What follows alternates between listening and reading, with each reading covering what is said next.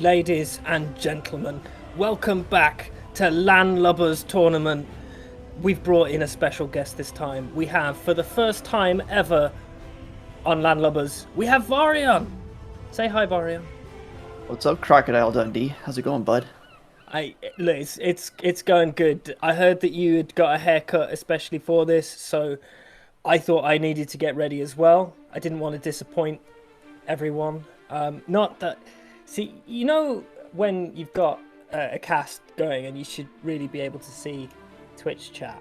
I forgot to load up Twitch chat, so even if anybody was speaking, I can't hear you guys. Oh god, now I can hear you twice. There we go. We're fine. We're fine. Hi everybody. I see Varian, I see Grandy, I see Ryder. Hi Ryder. Ginger's here as well. This is great. Do you know what else is going to be great though? What's that? The games. We'll see, won't we? We will see. We will. I'm happy about this because I get to get a little peek at my next opponent in the tournament itself. So, are you still smashing people in the tournament, going all the way through to the finals? That's debatable, but we'll see what we can do. See what we can pull off. Well, I would like to see what the draft is going to be. So let's see some maps if we can. Ooh, very close ratings. Within kind of should be mentioned that I believe Mole's skill level is a little bit higher than 1400. So just a smidge. Just a smidge. Oh my God. He plays a lot of team games, doesn't play a lot of rated 1v1s, if I understand correctly. This is amazing. I have, like, the wine finishes and it just refills. This is the best service I've ever had. This stream is going to be hectic. They said it was Tuesday Booze Day. Oh, God. It's true. Pace yourself. Pace yourself. Booze Day is a long day. Okay, so we have Land Madness for Toota and Beach Fight for Mole. I like both of those maps as picks. I think Beach Fight can be quite aggressive, and Land Madness is Land Madness. And a Golden Swamp and Cape of Storms. So this is like a live map draft. Look at that. The production quality. Incredible. Incredible stuff. Yeah. I do it all myself. Just so you know, it's all me. With the wine glass in hand. It's really, really a tribute to your professionalism. Who's refilling it? Ginger. You know what I find weird? Because like we're holding our drinks in kind of opposing hands. It looks like we're sitting right next to each other in kind of like a borderline romantic way.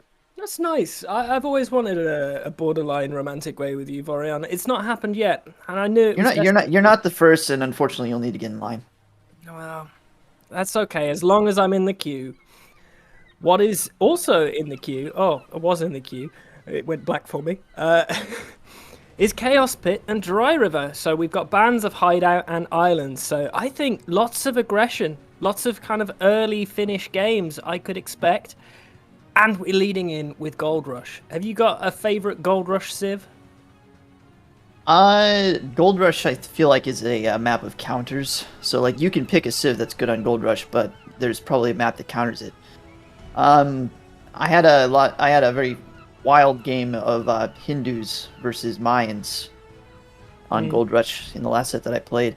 But Hindus or Mayans? I was Hindus, yeah. OP. So I would say a civ like Spanish, something that can kind of play a scout role into maybe a castle in the middle. Usually civs with a good mobile unique unit will do well on Gold Rush. Lets you get a lot of map control, lets you lock down the middle with the castle. But then, that can also be vulnerable to early feudal aggression, archers and things like that trying to break into your base. Yeah. Makes sense. I think both players have looked at Gold Rush and gone, here's civs that can roll with this. Frank's pretty darn good Gold Rush civ. Cheap castles. Britons, they're just good. It seems to me that Mole is picking more for Land Madness. Both of those civs are very good in that. Yeah, Vietnamese. Interesting. Vietnamese is a little bit surprising to me because I would consider Vietnamese more of a hideout civ than any of the other ones. Yeah. I mean, Gujaras, Hindustanis. I mean, what would Vietnamese go for. Maybe Mole has a specific Vietnamese strat. Beach fight, maybe? Maybe like a beach fight, castle drop into Rattans or something like that. This camera is just... There's a reflection from the light, and it is irritating me so much. Anyway, Ethiopians, there we go. Nice solid pick. Probably good for beach fight. I'm noticing that Toota does not have a lot of cavalry civs. In fact, the only really strong cavalry civ that he does have is Chinese, and even then, I wouldn't exactly consider them an out-and-out cavalry civ. Really. Gujaras, I guess. Most played civs. Thanks, okay, Toota. Burgundians. That's an interesting pick. I think I like Mole's civs much better, quite frankly. That's a good pick. I mean, we've got Mayans in there. Mayans could be a really good pick for a whole bundle of maps as well. Tatars, a kind of throwaway. All of them have some interesting picks, but what would be your picks from this for Gold Rush?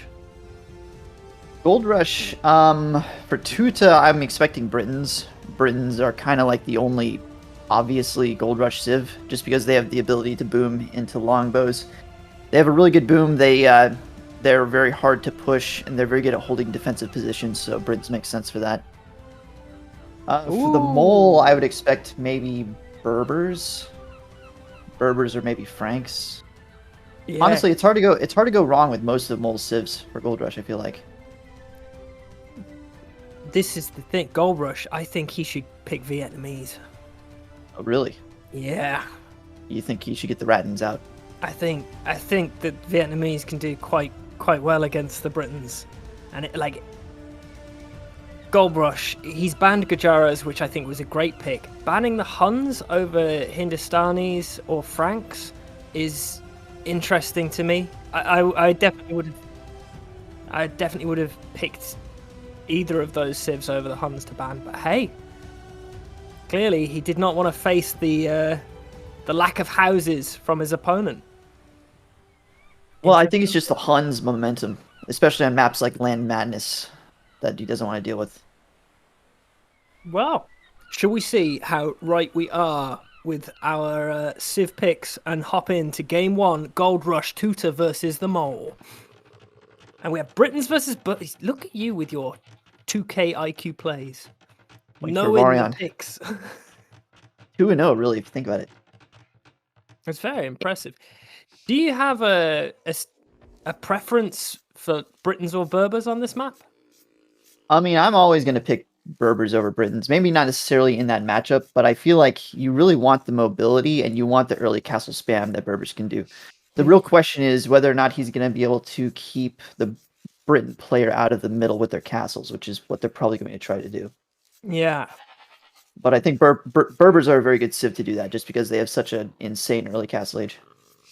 So this, as a generation, I think they're relatively close to one another, because they're both sort of leaning towards this kind of right-hand side of the map. That I think that they're pretty close in generation, which maybe will work slightly better for the Britons than the Berbers, because mobility not so much. But when it looks for Blue's map, sort of got a back berries, pretty safe elephants, back gold, super wallable. I think Toota couldn't possibly complain about his map gen at all.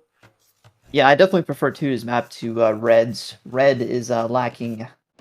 Well, he has one wood line that's kind of in the back, as opposed to the two that Blue has. But Red does have a more wallable forward, so I think if they had the opportunity to switch maps, both of them would go for it. I think that's a bit more of a Briton map, a little bit easier to wall, a little bit more compact. Garabanga's saying that Gold Rush Berbers has been his most successful combo in Land Madness so far, so there you go.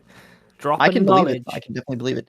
I mean, even if you don't go for the early castle knight spam, you can go for the camel archers, which are just insane by themselves, and they're also extremely mobile, hard to stop. Yeah, I mean, they've even sort of got an answer to the Britons with their amazing unique unit from the archery range. Oh man, the janitors! You can whap out your janitors for everybody to see, and we're always happy to see them. I feel like you mixed your metaphors there. I don't know what you Went mean. for- I'm a completely innocent fairy. I'm sure you don't. I'm sure you don't. Anyway, So for 4 minutes in, only 3 seconds of idle TC time for Toota. Everybody playing pretty comfortably. Toota coming forward, getting some scouting down as well. And it looks like. Sorry, go ahead. No, I was just going to say a relatively smooth start. No big dramas. You're almost certainly going to see scouts from the Berber player, but I'm curious to see how many the Britain player has on wood right now. And 3 as well, so it looks like it's going to be a scout mirror. I don't really understand Toota's build right now, because he's throwing up barracks very early, but he also only has 3 on wood, which doesn't really give him much to go on. Yeah, like that's not a drush, unless he's made a mistake and he's forgot to send 1 villager to wood, which, you know, you can believe. It could... I don't know. This is not a build that I'm familiar with, so we'll just have to see what happens there, to be honest. Unless he's going to scouts and just throwing up the barracks way earlier than he needs to. Maybe if he's very much focusing on getting the earliest possible Okay, time. Here come the militia, so it is going to be a drush. Okay, that's weird. Why? That's weird. Oh, you sent 4. You said the 4th to a straggler. Ah, okay. Why? I mean, it's saying you sent the 4th to a straggler. But was it only for just enough wood to get the barracks down? It looks that way. It seems that way. But then you're delaying your mill. I don't quite understand. Yeah, very tight. Like, there's 3 vills that have sort of been long distance milling to get this guy. Very interesting. And he's not following the path. He's trying to walk around the edge, and he's gonna get jagged. He's gonna get jagged so hard. Oh. It's kind of hard to avoid getting jagged on this map. And he's going back, and he's spreading his light. Like, if you're getting jagged like that, go forward and jaguar rush your opponent. Don't send them to your base. This is so unfortunate, and it gets scouted as well. Oh, Does it though? Yeah. Oh, I don't think it does. God. Oh, Mole. Totally missed it. He might have spotted it at a point because he is walling the berries. Yeah, the reactions are absurdly quick. He must have seen the barracks. By the time he gets to the base, he's going to have like a militia and a half with all the free hits that they're taking. And he's going to struggle to find anything to do with those jaguars at all. Look at the response. I mean, the walling is... Great wall. Just really spicy. The jacks. What did I tell you? One and a half militia. It's going to be less than that now. Oh boy. Yeah, the drush was just... The most ineffective drush I have ever seen. Abject failure, unfortunately. Oh, Titanic music plays. He wanted to give those mill villagers a show.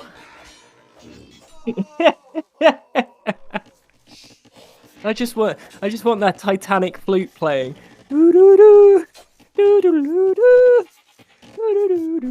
That's the one. That's the Titanic flute.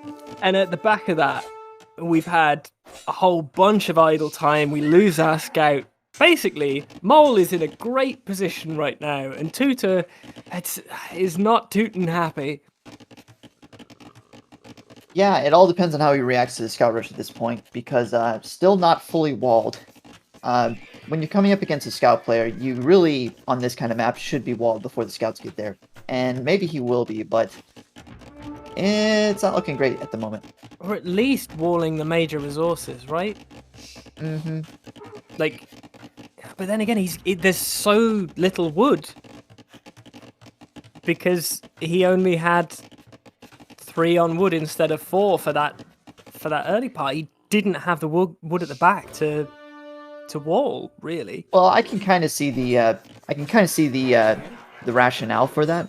If you're not dropping one jack got there. Look, what? Like, one jack was a nuisance. Yeah, but he was softened up too much by the militia. Yeah, I mean, I guess it was probably more worth it for that one surviving militia to just delete himself, right? Leave the jags right there by the berries. Maybe the long-term play was to clear a path for when he drops a castle in the middle. So now that his castle villas don't have to worry about the jaguars. I love that. That's the knowledge of a player who's been playing community games for too many years. Too many years. To have the knowledge of going, yes, it's all for the castle placement. I'm glad that we've got the experience here in the stream. You can just call me old. Everyone else does. I don't mind. So how long has it been with you playing Age of Empires with streamers and with Twitch as a thing? Because I have known of you for, I think it feels like 5 years. Nah, well, coming up on 5. I started being in the scene around 2018. I didn't start playing until I was about 28 or 29. Wow. So bit of a late bloomer, you can say. Ooh, I thought those walls were sick, and then they weren't. Look how weak those scouts are, though. What got them so low? Was that he ran into the TC quite a few times? Just. And I believe there was a spear too as well. But hey, there's spears, there's archers. There's not been so much damage to Toota. Really? Like, he's not lost any eco, so I guess he's not feeling too miserable. Like, it's 31 to 31. We're level. Yeah, I would really like a spear along with those archers. He has 1, and he has 3 archers going forward. And okay, so another archer, another spear. That's an army that's an army that can threaten things a little bit more. And he's relatively safe. He has managed to mostly wall up. He does have a blacksmith coming up in the back. The timing should be okay with that. He'll be getting fletching relatively soon, but red should be fully walled at this point, and it looks like he is. Yeah. Oh yeah. But yeah, that's once again because of his gold position. Like, if these archers end up round chilling by the gold, that can be a real nuisance. Won't be a massive problem though, because we've already got enough res to click up gold wise for Mole. So Mole's actually going to be able to click up immediately after Wheelbarrow. It's a very clean build from him. Oh, this is going to be so rough. As soon as those knights come rolling out, the Britons are going to have a really tough time. Yep, that's a fact. And they don't even have to do that either. All they really have to do is threaten with the knight spam. Maybe go 1 stable knights just to keep them on their toes, and then go castles in the middle. Some really interesting unit control here of trying to stop the archers from engaging by just having the scouts visible, not trying to take an engagement, but just keep that gold production going, because he knows that he's so vulnerable there. Yeah, when you're going scouts into Castle Age like Red is doing, the scouts aren't necessarily there to do damage. They're just kind of there to delay the opponent and prevent them from doing a lot of damage to you. This is where the trouble is, though. Because of his map generation, it's going to really struggle now that he's been forced off gold. So Red's dropping a 2nd stable, it looks like. So it's definitely going to be at least some knight spam for the foreseeable future for him once he gets to Castle Age. And some bad unit control from Blue. Taking a lot of free shots with the spears not doing anything. The spears were on stand ground. Stand ground is the bane of mid-level players. Yes. It's very necessary, though. The problem is, when your reactions are there. I have lost far too many units, not that I'm a mid-level player, to them running into TC fire when I've clicked them to a location. I find personally that if I force myself never to use stand ground, it makes me pay more attention to my military, and I think that's more useful overall. That's the experience coming out. And what's coming out now for Red, though, that's going to be knights. That's going to be knights coming out, and that's not going to be good for Blue at all. Yeah, 1 knight can clear out that army, and then you can just set everything else forward. Shouldn't be any kind of issue with that. Yeah, especially because first armor upgrade is in, first attack upgrade is in. Now, Toota does have a decent number of archers at his home, and he also is on the way up. Will be up in about 30 seconds, so he's going to be up before Red even gets forward, which is nice for Blue. What's dying to Jags just to the north? There's something... Or is that... Yeah, it's a spear. Okay, so the tiny army gets mopped up. Gold mining upgrade is on the way. I think that's a very, very good choice when we've been pushed off gold for so long, just to really get that gold income rolling. Because at the moment, with only 6 on gold, and we need at least, what, 12 for 2 stable night production? I believe it's 16. Fuck, that's even worse. I think you need 7 food and 8 gold. Wow. I could be wrong about that, though. I am not known for my statistical prowess. Is it less, though, with the gold mining upgrade? It is 1 less, yes. 1 less. Oh, so and they're 15. also Berbers. Toota brings up a very good cheaper. point. Berbers have the cheap knights. That is very handy. They're like the Malay of the night world. Yeah, if Malay weren't terrible, I agree. Okay, hey, so they have their moment. It's a strange moment, but they have it. They have their moment, and it lasts for about 60% shorter than other people's moments, and then it's over. But yeah, their moment is for the first kind of 7 minutes of Castle Age, right? Their moment is when you end up in feudal age slightly before you were intending to and don't have the wood to drop any buildings. That's their moment. That sounds like my moment all the time. 12 with mining upgrade for Berbers.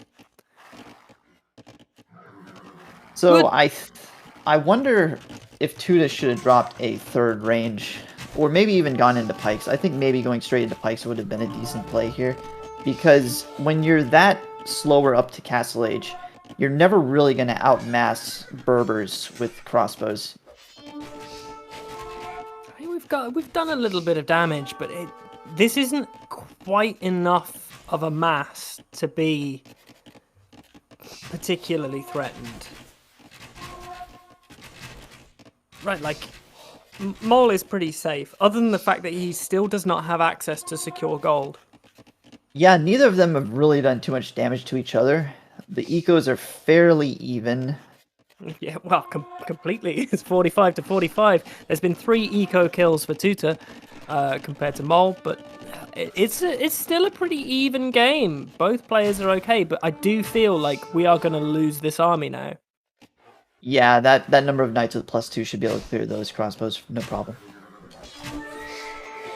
Now, if Blue can wedge himself into a wood line, that might be a different story. It might last a little bit longer, but there's not a little corner that's looking good enough. He will trade okay, like he's doing plenty of damage. Well, it's not bad. He's staying in some choke points. The knights aren't really getting a full surround, but yeah, they're definitely going to get cleaned up. The micro has been good. Like, this has been costly, but he doesn't kill the last one.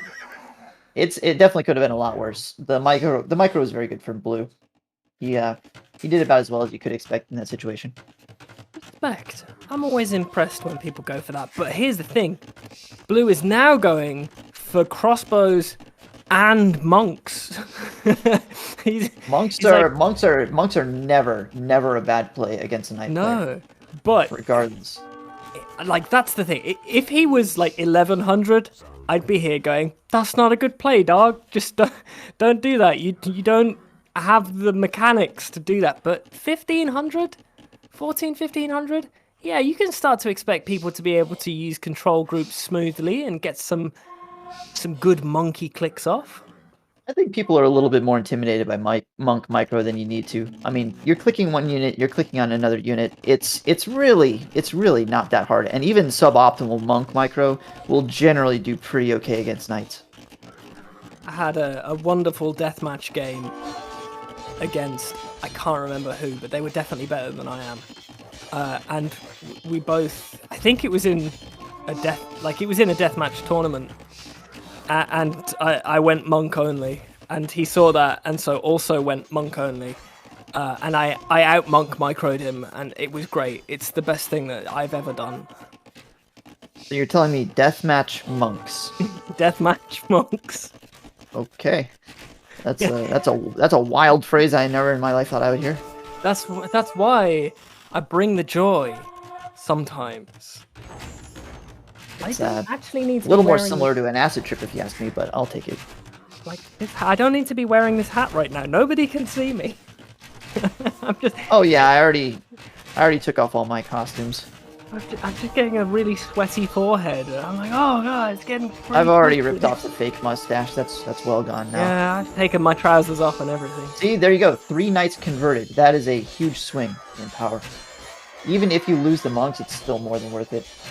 I don't necessarily know that will win the game for him, but it's constantly losing that archer mass. He just never had the mass in the first place. Yeah, like the going forward. And not like when there's that many knights on the field, when you're the Britain player, it feels a bit too risky. GG. Just going with the siege forward against knights in the first place is maybe not the best advice unless you have a lot more monks than he had. If you've got like 25, I think he was dead there. To be honest, it's a bit early. I mean, behind an eco a bit. And kind of got his military cleared out, but I think if you could have just gone to stone and locked down a little bit of an area, you probably would have had an okay shot. Yeah, Toota's saying that 3 ranges would have been better than TCs. Yeah, I think if you're going for the aggro play, that 3rd range would have been so valuable, especially because you'd not managed to keep your feudal mass alive. So getting that early production up is so huge. You either need to commit to the archer play and go 3 ranges, or you need to commit to monk play much sooner, because you know exactly what the Berbers are going to be doing as soon as they hit Castle Age. Yeah, I think it's okay to GG there. Like, you've done your play, you know that you're behind, and that if you stayed in, you are only sort of... It's not that you're dragging it out. Like, there's always the chat... Oh, fuck, my back. That you'd be dragging it out, and there may be a chance for you, maybe if you manage to last it out to Imp, but I don't think there's anything wrong with dragging it out if you're playing in the first game of a set. What you're trying to do is you're trying to get your mechanics, you're trying to get a feel for it, you're trying to get yourself in the right mentality, so even if you feel like the game is lost, I think it's not the worst thing to play on for a little bit, see what you can do, kind of get a feel for like how that game went, think about your next move, just kind of get a little bit of rhythm going. Unless you lost at least if you lost 2 vills to like Boar, and then you get hammered in early castle, and you're like, no, fuck this. I'm out. That's okay. That is okay. We have all been. Yeah, but then you know what happens is if you leave too quickly from that scenario, you end up carrying your tilt into the next game. So, Arian dropping more knowledge. There you go. Don't quit too early when you absolutely tank the game. Stay in. And honestly, by dragging it out, at least tilt your opponent as much as you have been tilted. Wall your villagers into the corner. Use every bit of tournament gameplay that you can. Please don't do that. Oh my god, if you make the games longer when we're in best of 5s, I swear to god, I will pee on someone in LAN. Here's the thing, though. You are under no obligation to resign because you are a certain X amount behind if you feel like you have a shot to win. If you're intentionally griefing, that's a different story, but you owe nobody a GG at any point. Just remember that. It's remembered. So, now we hop into the home map of Toota.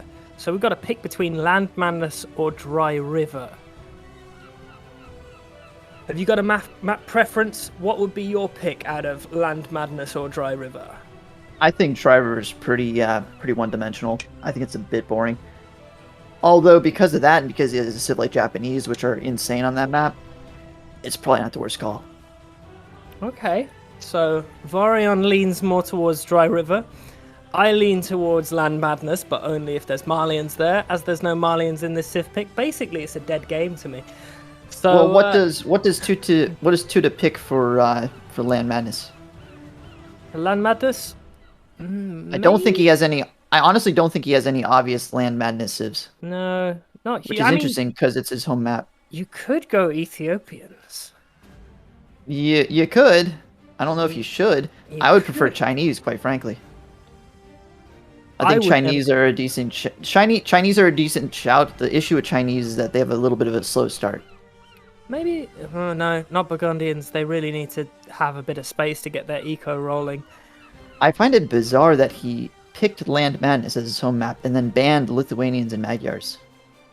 Yeah, well, maybe if his plan was to ban Lithuanians and Magyars, and then have Gujaras as his Land Madness pick, because once again, the Civ Yeah, is fucking cracked. And Tuta, then, Tuta, Tuta basically called it out. So like, if you're gonna have Land Madness in your map pool, you need at least 2 top-level cavalry civs because you can expect one of them to get banned. and like, what can Mole go for? Franks, Hindustani, Saracens, fucking even Vietnamese. Actually, when it comes down to it. Honestly, legitimately, any of those civs are almost better than any of Tuta's civs Yeah. on Land Madness. So Nobody heard. That was only us. We were like, oh. no, a bird just Somebody flew has past my spoke to head. us. I had to pause and kind of contemplate my life for a minute. It was an albatross. So the reason why you wouldn't go Japanese on Land Madness is because they're basically, if you play them correctly, a free win on Dry River. So I would be gobsmacked if he doesn't pick Japanese for Dry River. Okay, so let's hop into game 2 and see what the hell Toota's gonna pick. We've got no clue. What the hell Mole's gonna pick? I'm gonna call Japanese and Hindustanis. For Dry River, Japanese versus Hindustanis. Let's go. Game 2. Tatars and Japanese. So you were right for 50, the Japanese. 50%. 50%. We'll take it. What on earth is the pick for Tatars? There's no Tatar advantage here at all, right? I don't hate it, though. I really don't hate it. I mean, they don't have any real advantage for fighting in the middle. But what they do have is mobility. So you can see that the bases are fairly far apart. Yeah. They don't necessarily have to fight it out with the Japanese player in the middle. They can just kind of hit and run and be annoying. Although I definitely 100% prefer Japanese here. Yeah, I mean, Japanese, just being able to go for that kind of man-at-arms play in feudal and be so strong on this map where that early aggro is really, really important to force your opponent off food. I really like the Japanese here. Not to mention the cheaper mills, which means that they can really get a lot of food income very quickly. Oh, take the hat off again. There we go. Mm-hmm. Honestly, one of the best like Dark Age and feudal eco bonuses in the game. So the chat seems to be quite enjoying the idea of Tatars on this map, especially if they're going scouts into cav archers, which I guess makes sense. But is scouts that powerful on this map? Yeah, I guess. Well, mobility. yes and I would say yes and no. I don't think they're necessarily that great for contesting the middle, where you're probably going to have Japanese men-at-arms fighting against you. But for running around, raiding, sniping a Ville here and there, hitting the wood line at home, just kind of basically playing delaying tactics, I don't hate it at all. And it does set your eco up very nice for the CA play, which is what Tatars are always going to try to do in this matchup, I think. Yeah, well, and I guess when it really comes down to it, that cav archer play is something that the Japanese will struggle against if that starts rolling. Because what's the Japanese response to that other than making skirms? I mean, there's nothing wrong with skirmishers in that matchup, I don't think. Japanese, they can go skirmishers, they can go into crossbow. They're not really going to have too much to fight against CA initially. They could go their own CA, but you're not usually going to want to do that against Tatars because you're just doing what they do, but worse. I don't think there's anything wrong with going skirmishers in this matchup for Japanese. But a lot of it just kind of depends on how your feudal goes. Sweet. So, I mean, early on, nobody has any idle TC time by coming up to 5 minutes. That's really impressive. These guys, man. These guys. Oh, and my partner is sending me insulting pictures to say that I look like the cowboy from The Big Lebowski. So, thank you for that, Jess. I appreciate that. I'm trying to cast cowboy. here Oh, and be really professional. What's that guy's name? The mustache guy. Forgot his name. Somebody look it up. Somebody in chat look up what the name of that actor is, because I cannot for the life of me remember. He does all the Western voiceovers. Tom Snuffles. Yeah, that's it. Thank you, Piggy. Thank you very much. That's exactly it. It was on the tip of my tongue. Fuck you, Ailu. Fuck you. I wish Super Ailu or Piggy Platypus here could have come to Land Madness. He's a tournament beast. Oh yeah. Back in COVID times, he was a rising star in the sort of low ELO tournament scene. He was real good. He would have been a good participant. I like people who perform way better at tournaments than they do on just the ranked ladder. Yeah, It's makes sense to fun. me. So, where is the barracks from blue? This is where I would expect to see it from Men-at-Arms. And usually I would expect to see it forward. Usually you'll see... There it is. Hey, There it look is. at that. I'm trying to think of a really, like, because whenever I predict something, it's really obvious, because I can say I've pulled a Tom Stradamus, but I don't know how to put that into... Oh, look at the trap. Look at the trap. Get boxed. Get boxed, my friend. Is it worth it? No. Is it worth it? Yes. I mean, honestly, that's sick for Toota, because if you're up against a scouts player and you can kill their starting scout, their initial like effectiveness in early feudal, which is their weakest point, goes down even more. Yeah. Especially against Men-at-Arms. Really, really nice. The thing is Mole also got hit with a village's worth of idle TC time as well, so we're a vil behind. Toota, with a pretty comfortable civ on this map, is in a pretty comfortable position. Very close to being ready to like be fully walled as well. Yeah, I don't hate that at all. Yeah, really don't hate that. I think Toota is looking pretty comfortable in game 2, which is so good. I'm so glad, because I would have hated for this to have been like a bit of a walkover, because Mole was well, in it's game 1. Early days, my friend. Early days. Yeah, losing the scout is rough. Losing the scout is rough. Is it game ending? Not necessarily. Do you know what else is rough? Running out of wine. Listen to this guy. Yeah. How's that silver spoon life? It's probably going to continue for a while, because Jess still has a whole glass of wine that she has not finished yet. So we're sober casting for the next 7 minutes, guys. 7 minutes. So I will be curious to see is if blue is going to go to stone. No, he's going to go to archers. That's probably the safer play. Usually what you'll see, well, not usually, but sometimes what you'll see on this map is Men-at-Arms and towers, just to kind of lock down the middle even further, but the archer play is also very solid. I think I would prefer to see spears added in as opposed to additional Men-at-Arms, though. Yeah, especially because he doesn't know that he's got that vil advantage, or had that vil advantage. He's no longer got that vil advantage because he's got Tan Watch. He also hasn't scouted the scouts. Yeah, I don't think he knows that the stable's up. What? But there they come right now. Okay, good attention though. Good attention from blue. I'm saying, idling 2 villagers. Would it have been more worth it to have gone immediate archers? For who? For the Tatars. I mean, that's easy to say in hindsight, but straight archers is just a very slow build, and you're kind of I feel like on this map particularly, you're going to be on the back foot a little bit compared to the Men-at-Arms player. I mean, Man-at-Arms is always such a great play, and you are realistically not going to be able to out Man-at-Arms the Japanese in that really early fight, because 3 Japanese Man-at-Arms are just so much better than any other civ's Man-at-Arms. So that's why it's so rough when you lose your starting scout like that. It puts you behind militarily as well as being able to see what your opponent's doing. Yeah. So Mole has had to go for the archery range.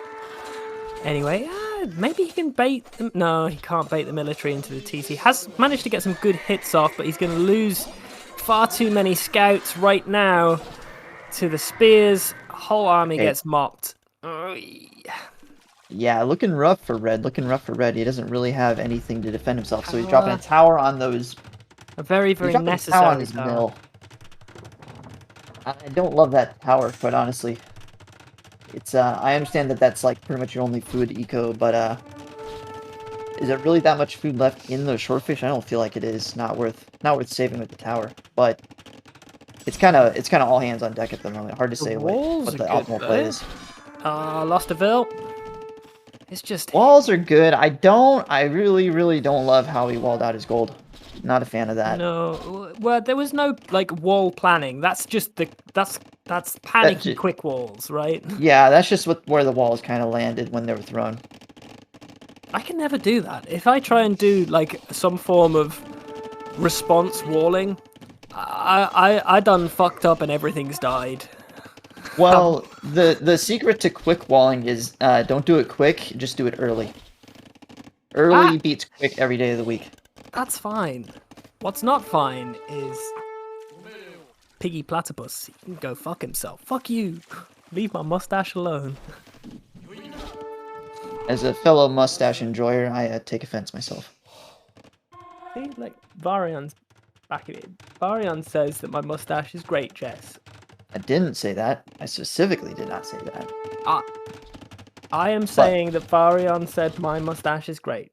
Varion might say different. I will sit here and be slandered to my face. Yes, that's fine. We'll roll with that. We'll roll with the slander. How far off are we from Castle? For Toota, not that far. Like, at all. You know, all things considered, the Ville difference could be much higher than it is, but the eco efficiency is just god awful for red. And you can tell because of it's easy to see at a glance just from how much they have banked up each. I also don't think he's actually had to invest that much into his military, right? Like he's not gone absurd. He's been pretty conservative with what he's produced. Is that red or blue? Blue.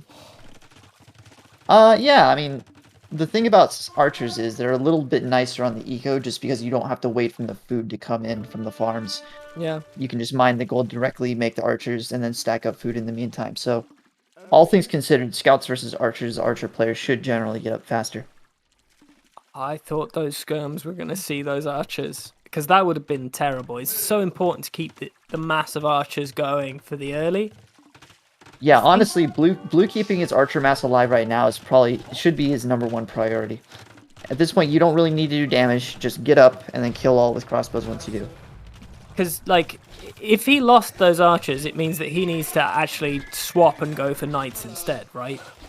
Like, not necessarily, but it will definitely delay your ability to do any damage in early castle, which is your strongest point. So you're kind of throwing the biggest advantage you have away. It's fine. Another range on the way down. Skirm's coming forward. I don't hate that. We'll see the army. Oh, don't take that fight. Run away. What are you doing? Yeah, flee. Flee for your life. It's like, oh shit, I'm archers and spears. Run away. Run away. So here's a fun point. The spears, when they're in a group with the archers, slow the archers down and allow the skirms to outrun them and take more shots against the archers. And now he separates them. A little bit too late, though, because he's lost so many. Oh, so many. Really, really worked out quite nicely for Mole right there. Yes and no. I wouldn't say that he's in a great position by any means, because he still has no food and nowhere near castle age, but he has delayed dying to the crossbows immediately, I'll say that. Will that stable come up? Yeah, I think it will. Does he need a stable, though? Why is he dropping his stable? He's in castle age, he can now get crossbow, destroy skirmishers in feudal age. He's thrown away his whole army. That's really the thing. Yeah, that's a little bit of a panic stable, if you will. He's thrown away the whole army, and I don't hate that as a thing, because even unupgraded, sending the knights out, especially when you're up against skirms, 2 or 3 knights in the mix, it is so much value and early damage. Yeah, but here's the thing. He's got mostly skirmishers. The skirmishers are not really going to do damage to your eco. there's not really any huge impetus to address that immediately. I think you're better off just committing him more heavily to the crossbow play. Yeah, but I mean, he's down to 3 crossbows. That's probably one of That's the whole issue. He should be stacking. He should, like, as soon as he lost that army, they should have been being stacked up in the range. Instead, they were just kind of running out and getting shot down one by one. Siege Workshop at home. A little bit Why? of panic. Little panicky from Blue. He lost the archers and is being a bit reactive at the moment. Like, especially right now, when you know you've sort of mopped up your opponent's army, you've landed up in Castle Age first. 2 knights are greater than 10 crossbows if they are unopposed. That is incorrect. 10 crossbows will destroy a feudal age army. It's that micro, yeah? Not even the micro, it's just the fact that they have so much more attack power. Skirmisher armor does nothing. I have to say, Mole is like doing some good nuisance damage with the scouts. Like some really good nuisance damage. Yeah, he's kind of turned a pretty rough position into something that's a lot more even. Yeah, he's lot got more even. his click up. As long as he can keep any pressure away from his eco, he'll be okay. I say, Yeah. as the pressure comes into his eco. GG, huh? Why GG there? It's a bit, I felt like this is the best point that he's had in like the last 10 minutes. yeah, it's a bit premature. It is a bit premature. It's hard to it's kind of hard to like it's hard to see that though, because in his eyes he's been in feudal age for so long. Yeah. He only just now clicked up, but he feels like by the time he gets up he'll already be dead, so I kind of understand it, but 2 minutes of dealing with knights when you're in feudal age is not 2 minutes. yeah, it's just it's a rough thing to have to look forward to. Faux show. Anyway, that makes this an even series. 1-1. Toota clapping back in game 2. So let's hop back over to our map draft and see what map we think. Oh, damn it. I forgot my hat. You keep taking it off, man. You should learn by now. Well, you know, I'm a professional. That means that now we've got to pick between Beach Fight and Chaos Pit. Now, I would like both of these picks for Mole are a little bit, let's say, chaotic, right? Neither of these maps are ones that you can really play that standard. Yeah, I would say Chaos Pit is potentially more chaotic. I have a little bit of a gripe with this particular generation of Chaos Pit because it seems like the outside edge is like 5 tiles wide, so you can wall the entire map with a house. I find that a little bit annoying. So just in terms of being able to do anything on the map, I prefer Beach Fight. You hear that, admins? Fuck you, says Varian. That's what I said, and I'm sticking to it. Hell yeah, I'm there. I'm backing you up, especially King Boo. There you go. Yeah. Oh, if Boo's here, I'll call him out personally. Yeah, I think he made the map himself. That sounds about right. He took the script that was already fine. He's like, how can I mess this up and put it into the tournament? That's exactly what Boo did. I 100% believe that with every fiber of my being. The other thing that I believe is that if I had the choice, I would choose Beach Fight over Chaos Pit every single day of the week. I just feel like if I picked Chaos Pit, I'd throw myself for a loop. So, I think Chaos Pit is honestly easier to play. I think it's more straightforward. So you think Chaos Pit? Okay. Hell yeah. The gods have spoken. What was that? What was that? I was right. Yeah. What was that, Tom? Having a conversation with himself over there.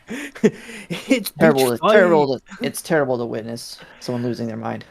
Okay, so if it's going to be Beach Fight, what would your Civ pick for Toota be? Let's see. I don't think Mayans would be bad there. I don't think Ethiopians would either. Any Civ that you can kind of do a focus attack through the middle with is going to be strong. So a crossbow and siege kind of civ. Mayans would be outstanding at that. Ethiopians would be really good at that. I think Toota maybe even has civs that favor beach fight over mole. Yeah, well, I mean, all of them are pretty good. Like Burgundians have their own things rocking because they can get their eco rolling as well, which is real handy for beach fight. And actually, no. Let's be quiet. Burgundians probably have a better home on Chaos Pit. So maybe I would lean Mayans for Tutor and Mole beach fight. I'd go for Hindustani or Vietnamese. Vietnamese are So a good call, yeah. Hindu, both of those are probably pretty decent on that, yeah. I can agree with either. Saracens are also a good shout. Do the market abuse and siege attack. yeah, I love it. Shall we see how close we are? And we hop into game 3 of Tutor versus Mole, and it's Chinese versus Vietnamese. There you I go. I don't think I've seen this Civ matchup in my life. Really? No, I can't remember watching a Chinese versus Vietnamese 1v1. So the nice thing about Chinese on beach fight is that you start with the farms. Yeah. So you don't have to immediately kind of scramble to get that first start. You can kind of click them to the farms. It's a little bit of an easier start.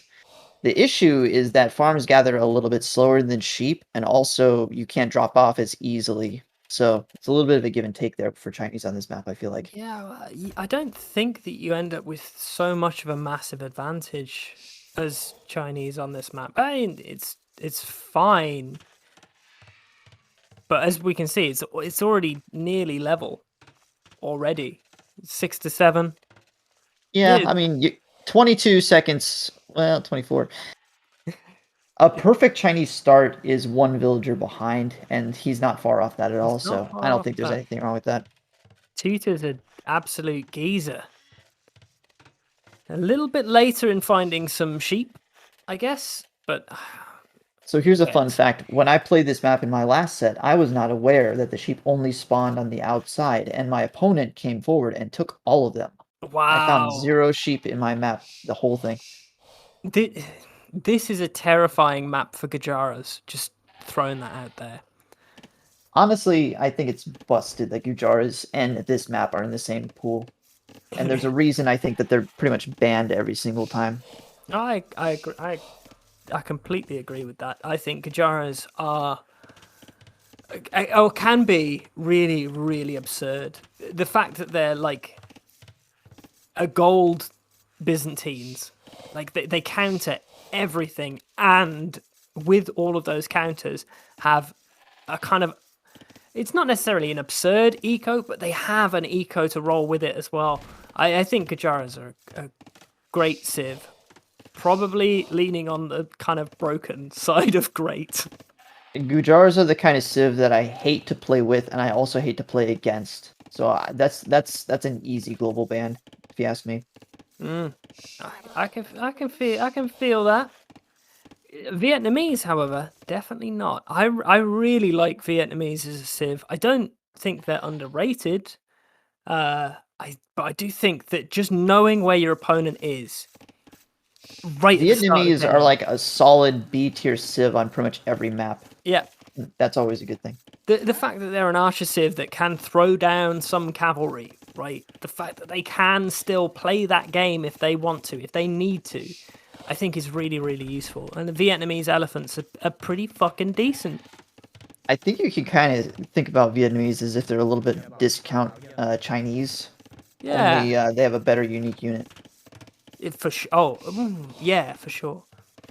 Like Chukanu definitely have their place and can be really, really scary on mass, but I completely agree. I really like the Vietnamese unique unit.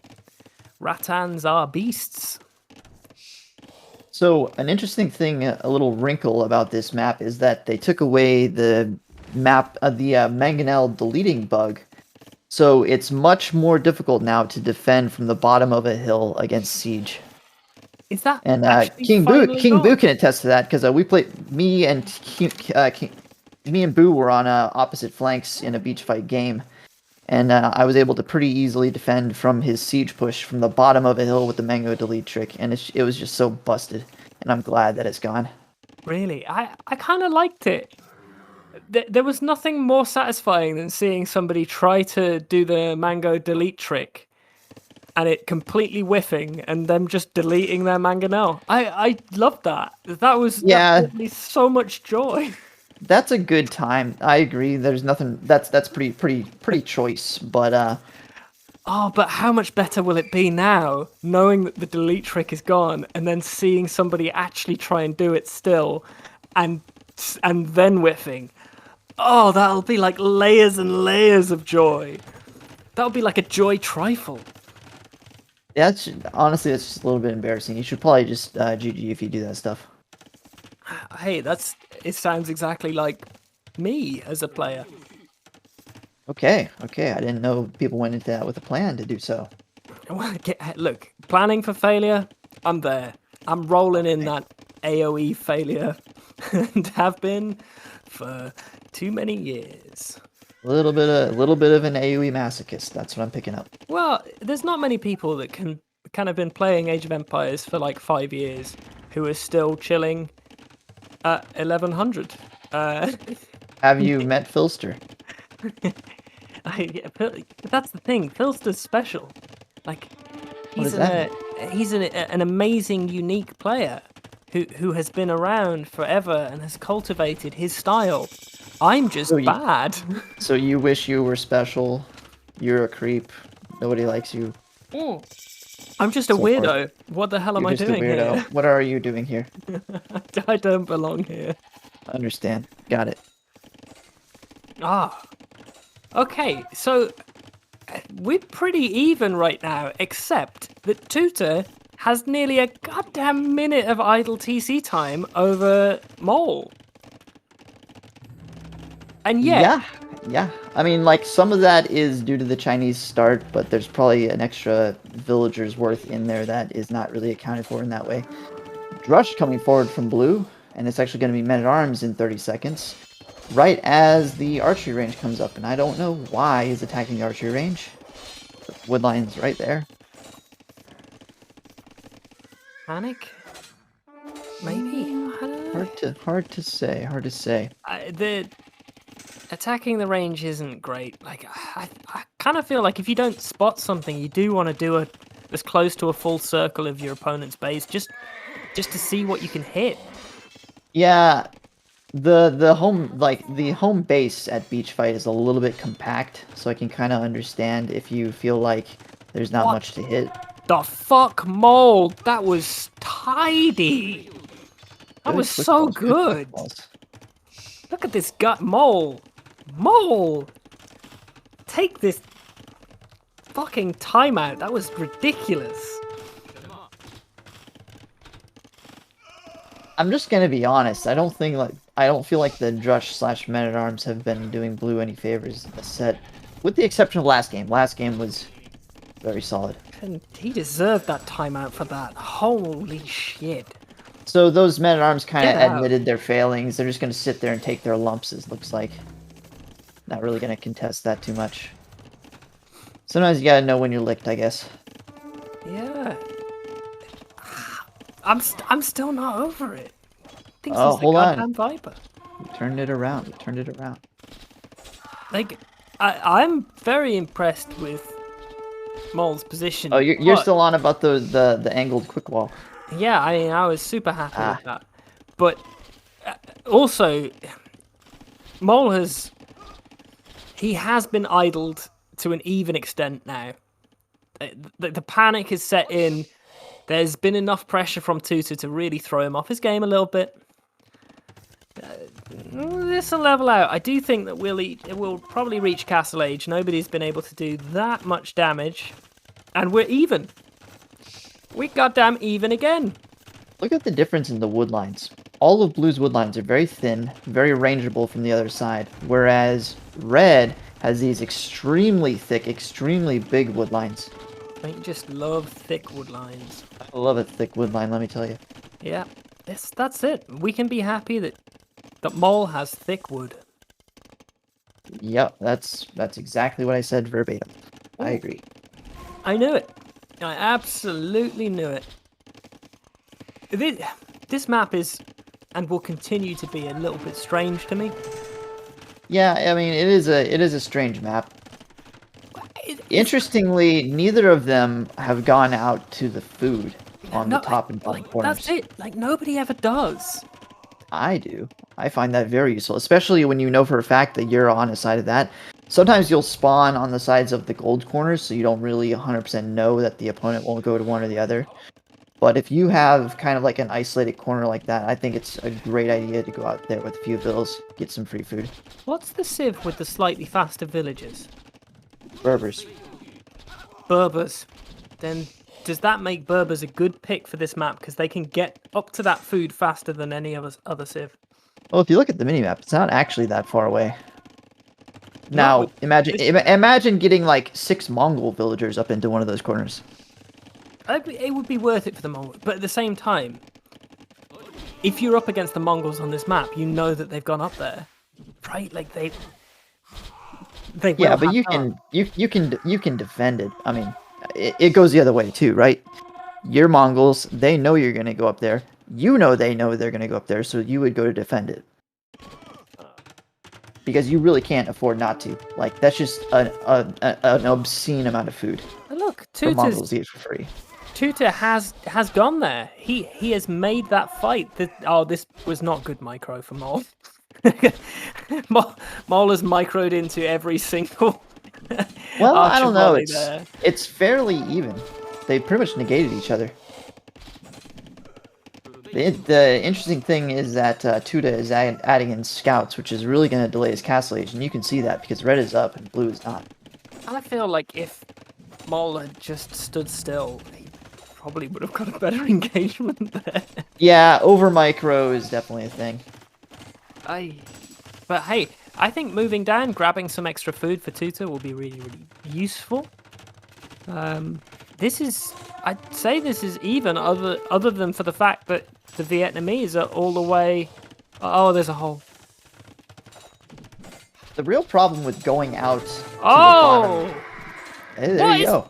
what the fuck is with Mole's wall? Oh, there's still a hole. No, there's not. I hate this guy. How do you, like... How do you even see, like, around that hill? So Does annoying. get in though. Does get in. I mean, he deserved to get in. That was bullshit that he managed to wall that off in the first place. Yeah, but he's not paying attention. Now he's taking free shots from the archers down the hill. Here's the I thing. don't think he's not really going to get any damage with like 3 units there. No. He's quite a bit behind in Vils. Like that's My God, more you're than right. Castle Age. You are very right. He is 12 villagers behind, and he doesn't even have wheelbarrow, so that doesn't account for anything.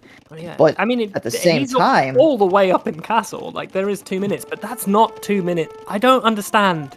this isn't adding up for me at all. I get that he's in Castle Age, but also he's only lost 2 villagers. Like I don't understand. Like why is there this? I don't get it. That's not. Somebody better at math than me should have to figure that out. Yeah. Someone come and help us. It's not Chinese even a start. Chinese start. He was even. Like he only was one, maybe 2 vills behind with the Chinese start. I think he was actually dead even with the Chinese start, given that they start with extra vills. He should have been 1 ahead. Instead, he was even. I was like, there's 10 vills in this at the moment. And so by the time we get there, there'll be a 5, maybe 6 vill difference.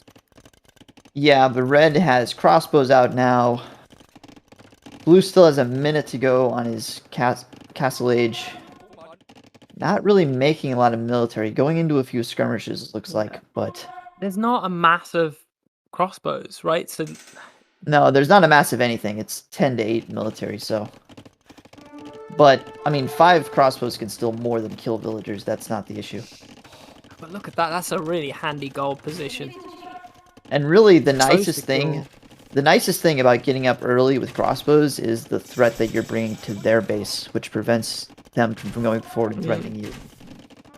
And you can see that red is kind of spreading his crossbows out, just trying to be annoying in as many places as he can. I like it being annoying. Very, very good. I am concerned, though, that the fact that we are behind in vills, we don't have a military mass, and we're not trying to now, do much in the way of expansion.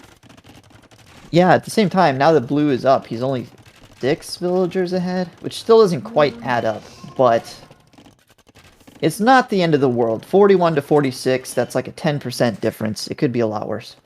Well, okay, Mole is actually expanding, and I do like that Toota has been forced into a siege defense against a relatively small amount of military. Well, I mean, it's a siege defense and a siege offense, right? Your bases are so close, you can easily turn that into offensive if you want to. Okay, well, and also I guess you're against crossbows and Vietnamese, so you don't need to be worrying about too much of a strong monk play. I don't think the Vietnamese monks are particularly wonderful. Well, I don't think you're super worried about redemption when you have crossbows on the field regardless. Vietnamese.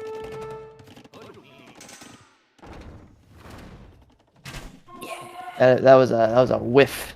That was another whiff. quick, delete the mangonel.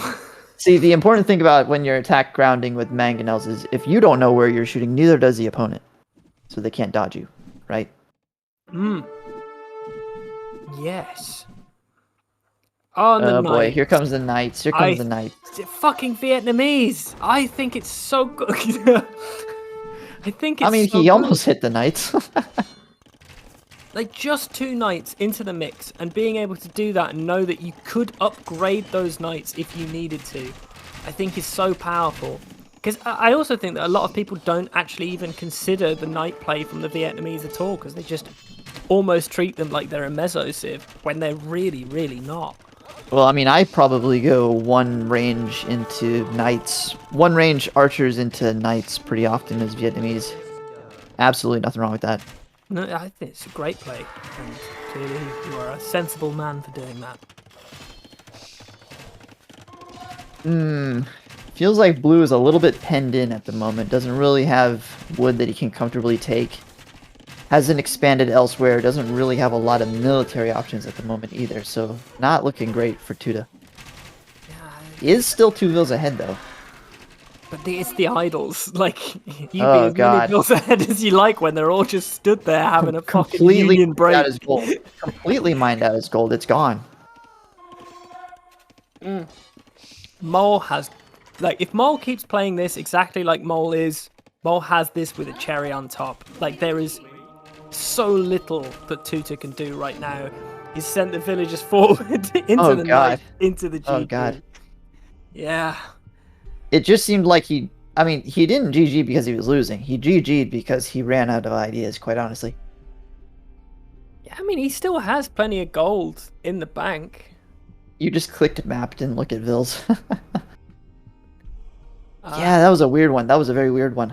It seemed like he didn't really have a plan there, quite honestly. That probably comes down to Chinese, actually. It is a harder start, and you're having to put such a focus on just trying to catch up. Yeah, that's what I mean, Toota, as far as like not knowing what to make. That applies to military more than anything else. Yeah, really tough, and the Vietnamese play was really, really smooth from Mole. I'm always happy to see Vietnamese come out looking good. Well, let's not try to be too biased. Honestly, Chinese are a superior civ. They're just a little bit more difficult to play, if you ask me. But that's it. It's that kind of skill level thing. It's like, yes, look at me. I remember to put the hat back on. Yeah, I got caught mid grimace there, so that's nice. That's fine. We can roll with a good grimace. Chinese are tough. We can all agree Chinese are tough. Chinese are tough. So we're going to see Land Madness next. And this is kind of the map that I've been raising my eyebrows about the entire game, just because of the civs that Toota is left with. This will probably potentially be Toota's hardest map. Yeah, And he's got, based on the civs that he's against and the civs that he yeah, has, I would definitely agree.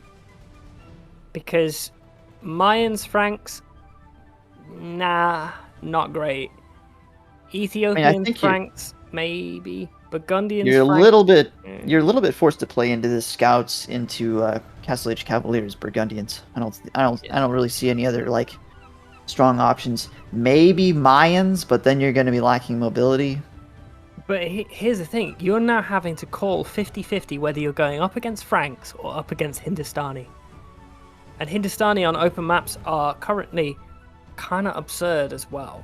So Neither of them are fun to play against. Not on Land Madness. not one bit. I'm genuinely really worried for Toota just in his civ selection. Because I don't know what I would pick if I was Mole. Franks or Hindustani, or heck it, even Saracens have their place. I'd probably pick Franks or Hindustani over Saracens considering their current win rates, but I think Franks have a little bit of a faster start than Hindus, so I would lean towards Franks, especially because of the additional berries. I'd probably pick Hindustanis, but that's only because I like the elephant archers. Pew pew pew pew pew. Well, we all have our things, don't we? We do all have our things. Shall we see what things Toota and Mole have in Game 3 of the first series of the evening? There you Franks go. versus Franks and Burgundians. Burgundians. I guess Seems like some Burgundians. fairly obvious picks. Yeah, the only ones to go for. I just don't think it lands to the Burgundian strengths because I kind of feel like Burgundians are really good because they can get basically you get your early eco upgrades. Yeah, Burgundians are going to be better in a game that you can kind of push into late Castle Age, where you can make your additional eco upgrades, and the fact that you can get Cavalier earlier really play into it. But in the early parts of ages, you're really not going to be any stronger, and you're especially not going to be stronger against Franks, who have a very fast start. I would like to stand corrected. Hindustanis don't get elephant archers. Why the fuck would anybody go for Hindustanis then? Gulam, my Gulam, friend. that's Gulam. why. The fucking Gulam. The eagle warriors that aren't eagle warriors. Yep, Yeah, that makes sense. I agree, Mole. Extended feudal is such a big thing here. You don't like Burgundians, yeah. Like I said, they're much better for extended Castle Ages, not necessarily feudal age. They don't have a terrible late feudal age just because of the eco bonuses they can get and the fact that they can get their eco rolling. But lacking bloodlines is really painful in feudal age against the Franks if you're going scouts Yeah. yourself. Yeah, and you just don't want to be investing into economy in feudal age in a map where you really want to be investing as much as you can into military in feudal age because of how exposed the resources are. Well, I mean, I wouldn't exactly say that. Burgundians do get cheaper eco upgrades, so I wouldn't say that the investment is significantly more, and it definitely pays off pretty quickly. The real issue is that their military and like the top level late feudal age military that they can make is so much weaker than Franks because you're missing bloodlines. So basically what you're saying is that it's his fault for not picking Malians, which are clearly the top civ on this map. Malians are a very good civ. They just are. I wouldn't call them the top on this map. I don't think Franks 100%. have a lot of competition in that way, but they're definitely going to be better than Burgundians. I'll say that. Anyway, Malians probably would have been a better pick even but something like Slavs or Teutons. Slavs are good. Teutons are great because at least they've got that little defensive. Oh god, no. Hey, hold up. Fine. This is so messy. Respect. However, Yeah, nobody has lost any vills to boar that I've seen. So I would hope not. That's a pretty big blunder at 1500. well, I was told that we were going to be having shots today for each vill that died to a boar or rhino, Well- and there's been no shot. So I've just been drinking wine the whole night, being classy, when I could have been getting hammered and sort of twitching in the corner. So we might avoid maximum sloppy Tom. I don't know that I hate that concept. What, avoiding maximum sloppy Tom? Yeah. That's not how we roll here. Sober Tom is just right. Just, you know, 3 little bears porridge right in the middle. That's how we like it. I don't think Chad agrees, but that's fine. Chad don't know anything. Other than that, they know Hindustanis don't get elephant archers, and clearly I don't. Because why would you play Hindustanis when you could play Gujaras? Because Gujaras get elephant archers. Cavalry archer are better than elephant archers. That's why. Fair enough. Fair enough. However, Mole on the way up, as expected. That's a fast build, 19 pop. I mean, kind of the standard Franks that you'll see most of the time, but some people have issues with the fact that you don't have 2 boars on Land Madness. But, you know, with the berry bonus and with being able to push a few deer, that really shouldn't make too much of a difference. Dropping a second lumber camp as Franks with the 19 pop up. That is interesting. You don't see that a lot. Yeah. This might be rough for Toota. It might. There's that possibility. So if you're up against Franks and you're Burgundians, you know that your scouts are not as good as theirs are. You know your scouts are not as fast as theirs are. You're not going to get yours out as fast. So do you just go into spear and archer defense, or do you try to match them? You can't, right? You can't try and go for scouts yourself. I mean, you can, but what you need to do is commit a little harder to the spear play. And you need to really, really make sure that your eco is locked down at home and that there's no holes in your wood lines. But you're gonna have such a tough time. You need to go double stable. I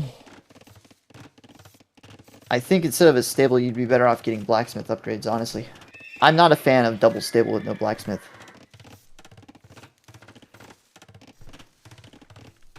So, it's like... 1 stable, spears, and upgrades. Yeah, that's the route I would go, personally. Yeah, you don't really want to be leaning into archer stuff with Burgundians. Oh, you can. It falls off pretty quick. But, don't they get ARB? Don't Burgundians get ARB? No, they lock off a crossbow. However, you've got to... I never play Burgundians, quite honestly. It's not an issue. Burgundians are like another hand cannoneer civ, right? Like their gunpowder is their wheelhouse, actually, when it comes down to it. Historically, Burgundians, they was all about the guns. It's the Burgundians, fam. Burgundians. Oh god. That was belabored, my friend. That's me. Burgundians just need to survive feudal. I think they need to survive early castle. I think if they can get to late castle, they're in with a good shout. If they can get their cavalier out and they can get their eco upgrades rolling. But until, I would say, at least mid to late castle age, they're gonna be kind of under the cosh a bit. I agree. Burgundians definitely on the back foot this. However, they do have such a massive spike if they were to reach early imp. So they have tools. They definitely have tools. It's not a trash civ, but it is tough. It's a rough one. It's a rough one against a civ that's just so easy to play like Frank's. So well explored as well. That's the thing. It's like Burgundians have a lot of things that you can do with them and a lot of exploration that you can do with them. But people have been playing Franks for like 20 years, 21 years. Yeah, they're not quite as figured out, you could say. Yeah. I don't think anybody's quite figured out the perfectly optimal time to get your early feudal early economy upgrades and things like that. Yeah. I think there's so much scope for the Burgundians, and I'm really glad that they exist. Other than the fact that I really hate their unique unit. Stilier? Yeah. You don't like playing with them, or you don't like playing against them? Either. Because when Really? when I use them, I just die. And when I go up against them, I just die. And I don't get it. How do I die? And how, like, they're so weak. The answer is always The answer to those questions is always numbers. Always the answer. It is. They are cracked. I'm glad that they're so vulnerable to archer mass. So there's that. Now, do they get bracer? I'm just looking at the tech tree. They do get bracer. They do get cavalry archer.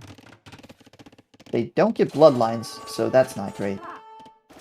And they don't get thumb rings, so they They don't have good cavalry archers, but neither do Franks. And certain people have gone Frank cav archers before. Oh, there's all.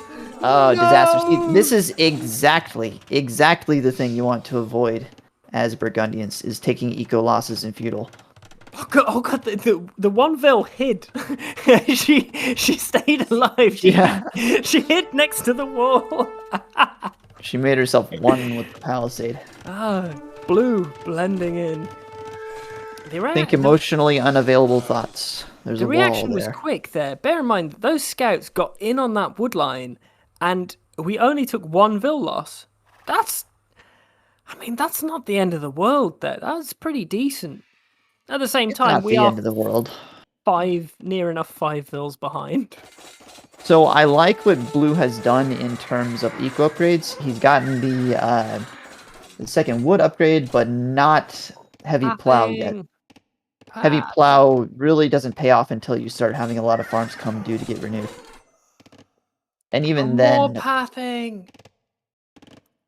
It's like each time he tries to retreat, he just takes a worse and worse engagement. Like, look, yeah, those spears just... It's so busted against scouts, if the scouts don't have bloodlines. Yeah. Okay, so they're just taking those spears on a little tour of the town center. Another Vil's gonna go down. Is there gonna be 2? Yeah, for sure. Those 2 could take that fight and win. So you can kind of see, because Red has the ability to win fights straight up, he kind of is at liberty to run around and snipe Vils wherever he pleases. He's keeping the fight in Blue's base, which is never a fun thing to have happen to you on this particular map. I mean, that's it. Red has got all of the eco kills, plus the idle time. There's, at least a Vil's worth of idle time in there as well. Like, Mole is in the driving force of this game, and Toota is... Well, he's not tootin' happy right now. Yeah.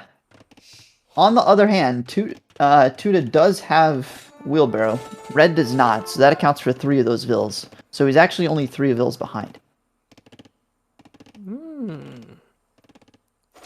So it's not quite as bad as it looks. That's okay. That's good. And with the amount of farms that Red has, Red really should have wheelbarrow. Shit. That is an insane amount of farms. There are 23 farms. 23 farms. But then again, it's 23 farms to 21. That's still okay. Like I said, it's not as bleak as it seems, perhaps. Some good walls from Blue, keeping those scouts out. I think Blue. Oh god! We spoke too soon. Spoke too soon. That's gonna be another dead Vil. It looks like. Yeah, it will. Unfortunate stuff. Really unlucky. Really unlucky. He just didn't get a hit on that last palisade. Super unlucky, but that's the sort of thing that tilts you, especially when it's game point. And that carries through. It's like, this is tournament life on the line for Toota, and it's not that he's played bad, but he got thrown out in game 1, and a bit of a unfortunate Civ position in game 3, and a really unfortunate Civ position in game 4. Mole has really taken his advantages and ran with them every time he's had one.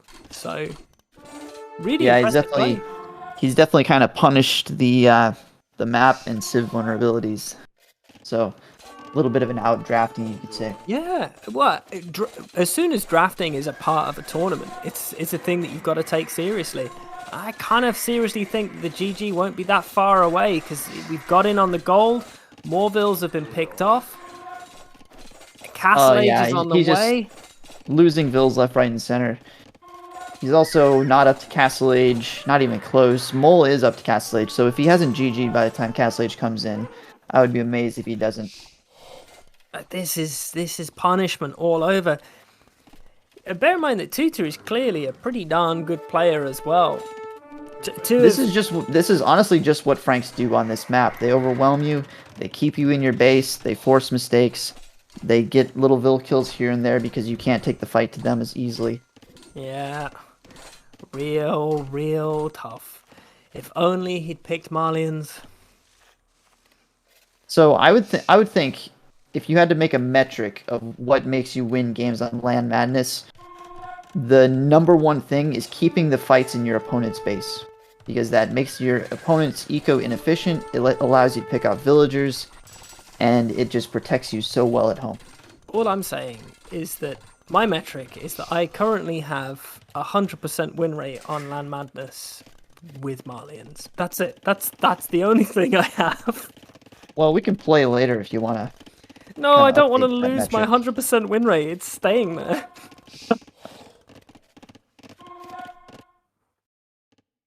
Toota is still scrapping though. Still making scouts. Still making those no bloodline scouts against Franks. I honestly don't even know if I would make scouts beyond the first initial wave. I think if I was him, I would just defend, try to get up to castle quicker, and try to win like that. But GG's called once the castle age is hit, and well played by both of them. Like, what a series from Mole. Great draft. Really played to his strengths. Came in and he didn't look uncomfortable in anything other than game 2. Other than that, those were pretty comfortable wins. I didn't say that game 1 was the most convincing, but he put himself in a good position, and he kind of allowed Toota the space to give him a really good shot to take the game. So I would say that the biggest thing that he did is kind of take advantage of the vulnerabilities that he was presented with. It's great play. It's a good series for a 3-1. That was a good series. They should be proud of that. It was a good set. Jess, you look like an evil villain. She sat there with a glass of wine in her hand, laid upon the sofa with a cat right next to her. It's ridiculous. It's ridiculous. Anyway, there we are. Are you the cat? No, I am not the cat. The cat. We are looking after somebody. We don't own a cat. You just have a cat. You took one. You acquired this cat. We found a cat, and you found the cat. Yeah, now that's the term. It's not really a cat. It's some sort of not really a cat. Well, it's a glorified rodent. Like, cats are filled with hatred and evil. I think this one is too stupid to be classed as a cat. I'm convinced of it. Like, cats are supposed to hate your very existence. I feel like you're really talking a lot of crap about cats right now. No, look, I fucking love cats. Cats are the only pet I would consider having. You're not really making a good argument against you being a masochist. Just saying. I mean, I never said I never said nothing about that. I guess there wasn't a denial there. I'm just going to leave it at that. How about that? However, so do you have any overall comments for the first series that we watched? Like, was there anything that, other than obviously map draft, that could have been done differently to maybe turn the tides a bit? That's a big question. I feel like we've addressed a lot of that already. I'm just trying to give Grandy as much time to load the next game as possible. I remember. I would say probably the biggest thing is, if you're going to pick a map as your home map, you need to have a plan. You need to have an angle of attack, because it felt like, to me, I may be wrong about this, but it felt like Toota kind of went into some of his home maps without a coherent plan in place, and he just kind of got hung up on the weirdness of the maps and didn't really have the fluency that you would expect for somebody on their own home map. Now, we're about the same level, me and him, so I'm not going to really throw too many stones in that regard, but I think a little bit of preparation would have went a long way there. There you go. Toota. Basically, Farion says, get good. Confirm. Literally exactly what I said. Literally is. Also, come at me, bro. That too. All of this, very fair, and we will see more of that kind of stuff coming up forward. In 5 minutes' time, we're going to hop into a break so I can crack over some more things to drink and have a wee. And me and Varian and I will be back in 5 minutes for more LAN Lubbers goodness. Bye. Bye. Thanks, Grandy.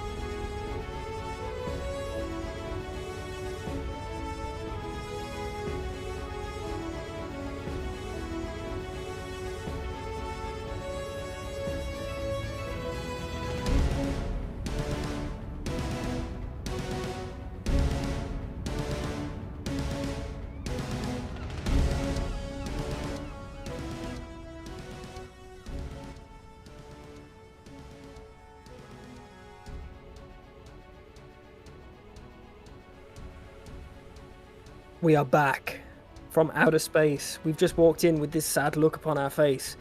It's me, it's Varian. We're here, ready for the second series of the day, Darvoy versus Ted. Have you seen any Darvoy or Ted games, Varian, in your many years of experience? Why, yes, I have. I have seen Darvoy games. I have seen Ted games. I may have even seen combinations thereof. Wow. I am very much looking forward to Darvoy versus Ted. This is an important match. Somebody has told me in my ear at one point in the last 2 minutes that this is a quarter-final match to decide who appears live at the LAN from the first UK LAN tournament in like 3 years, which I think is a pretty big true? deal. Is that true? Well, the last UK LAN tournament was the Escape Gaming Live. Is that the last one? I feel like, wasn't there a meetup or something? Yeah, but that wasn't a LAN. That was a meeting. Yeah, I was at ECL. I wanted to be at ECL. I was on tour. I came to a venue that was like 30 minutes away while I was on tour, but I couldn't. And I was very, very sad. Rough stuff. So this time I made sure that I was signed up on staff, so I guarantee that I will be at LAN Lubbers. I'm not missing another one. I just want to know what the odds are that the 2 times that I've went to Europe in the past 3 years both go to basically the same place. What is that? I went to the Manchester Liverpool area right before COVID, and now I'm going right after COVID. Well, I say after. Everybody's treating it as after, so we'll say post-COVID. I think that makes sense. It's because it's cheap. It's cheap. Maybe we could call it like the third wave ska of COVID, something like that. Yeah, I think that makes sense. Are we ready to see a draft between Darvoy and Ted? Is that a thing that we can see? Fantastic! Yes, we do. This is a very important map draft. We're into the high-level stuff. Immediately, boom! Cape of Storms for Darvoy. 13 elo between the two of them. A Cape of Hideout. God, So we're gonna have time to have a nap. So Tom, of these birth years, which are you closer to? 1989 for sure. Oh, an older gentleman. Distinguished gent. You can't tell because I've shaved. Honestly, you could convince me. You could convince me you're in your very early 20s. That is the nicest thing anybody has ever said to me. Varian has just become my second favourite person. Varian said that I could pass for being in my early 20s, Jess. She laughs. She laughs heartily. It's the hat. It's the hat that's covering up my bald spot. You know what it is. It's the fact that you're trying so hard to look so much older. It's like if somebody's wearing a big fake mustache, you assume that they're younger than the mustache would entail. Yeah, well, this is the first time in my life I've ever had a mustache. I only have this mustache for you, Varian. This is for you. Wow. I've never had a mustache before, and after this evening, when I shave this off, I will never have one again. You're not gonna stay the course, as it were. No, I work a very management job. If I came into work like this, that would be very strange. You need to do one day where you go into work with the mustache, with the hat, with the wine glass in hand, and just show them who you really are, just for once. I mean, maybe that's true. Maybe it's that is power true. play if you think about it. So let's talk about the maps and stop bullshitting, shall we? How rare. Okay, so we got a pick of Cape of Storms and Islands for Darvoy, and Hideout and Golden Swamp for Ted, leaving Beach Fight as our first map. Have you got any strong opinions on these picks? I have some very strong opinions on these picks. This is about as opposite from what I would want as is humanly possible. I thought so. Islands, I hate islands. I hate islands so much. I'm amazed. Golden Swamp, it's just all hybrid maps, all of the hybrid maps, and then beach fight. No and thanks. hideout.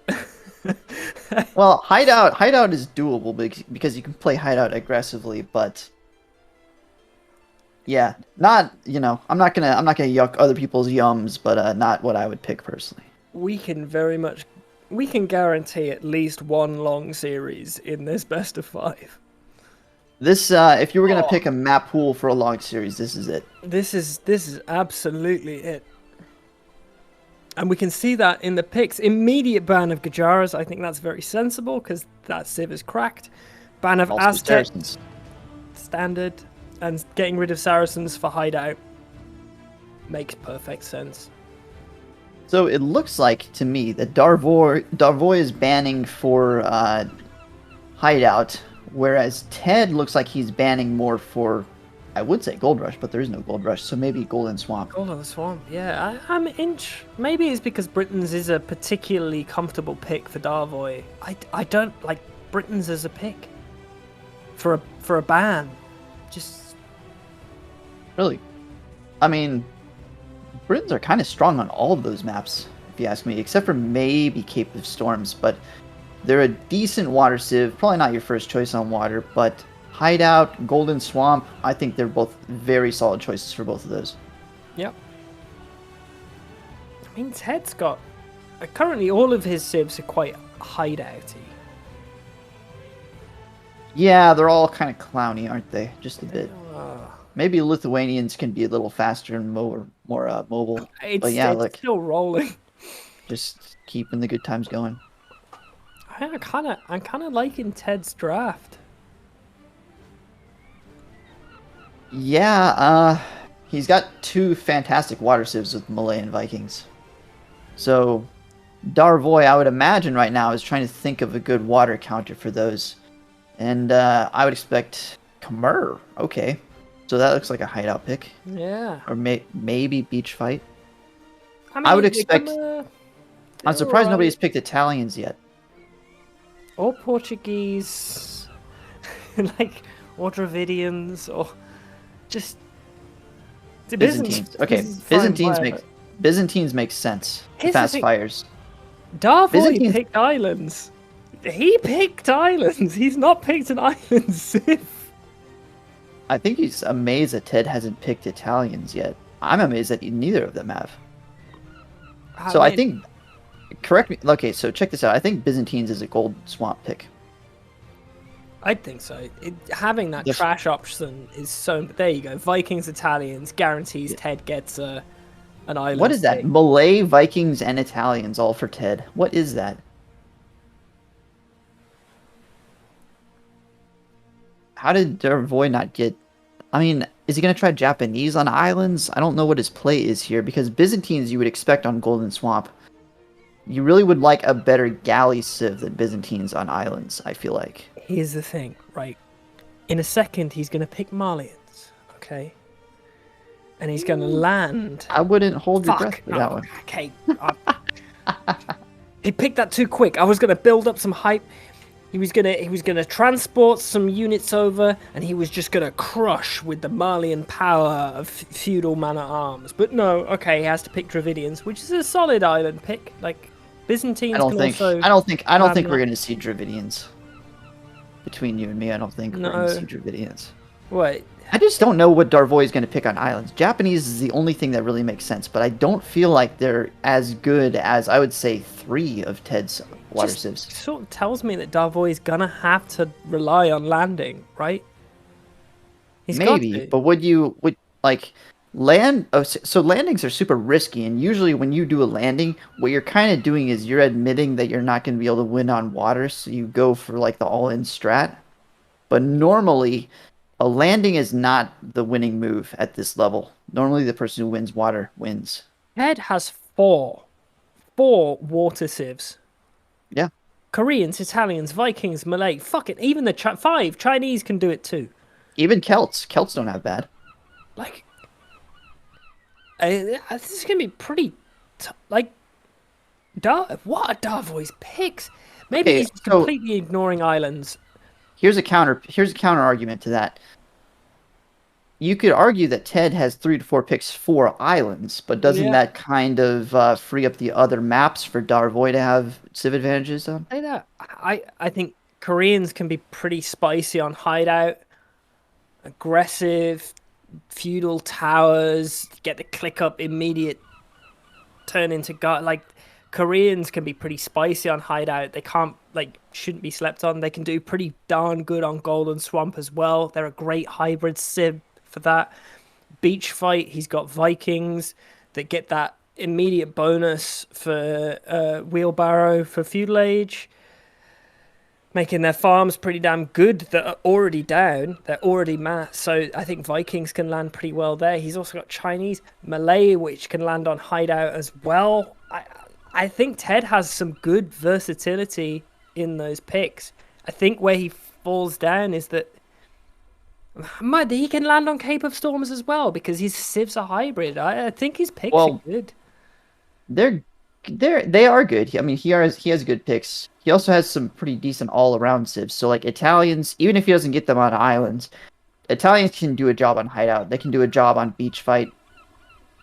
Celts would probably be really good on beach fight. That seems more of a beach fight civ for me with the civ bonus for siege and everything. Yeah, I think we're ready to go then.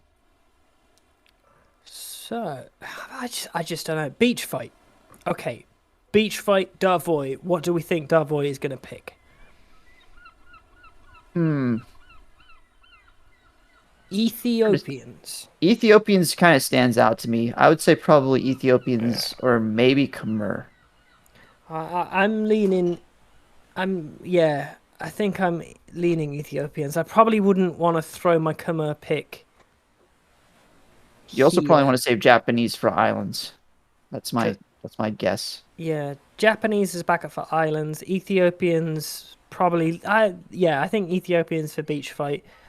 Khmer is. I'd probably lean towards hideout. Okay, yeah, and then for Ted, beach fight. Ted could just randomly pick one. Honestly, whatever. Sweet. Maybe Chinese perhaps. I think makes the most sense. Okay, well, let's hop into game 1 of our second series of the day for our quarterfinal match to see Ethiopians versus Chinese. Oh my god, Varion, you are Vari Stradamus.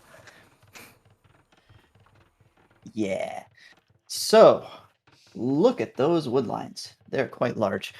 Look at how little of an angle of attack both of them have to the opponent's base. You have a tiny little gap in that wood line for each one of them. So that's going to be actually pretty difficult to push through. This is probably the furthest off and safest generation of beach fight that I think I've ever seen. But at the same time, because the TCs are kind of farther towards the edge of the center, they don't have as much like surrounding their base. So walking around actually would be easier, if that makes sense. Yeah. 2 scouts are going to be in the middle and kiss. Aww. Neither player is going to be going for those northern or southern food, though. Yeah, and look at that. They're both looking for the sheep that the other players already collected. Oh, really weird generation. When you look at it, though, do you have a civ that you lean towards out of Ethiopians or Chinese? I think Chinese are in general a stronger civ, but there's something to be said for the Ethiopian power spike. And obviously, they're going to have both a faster and a stronger archer play in feudal age. Because this is a tough matchup for me.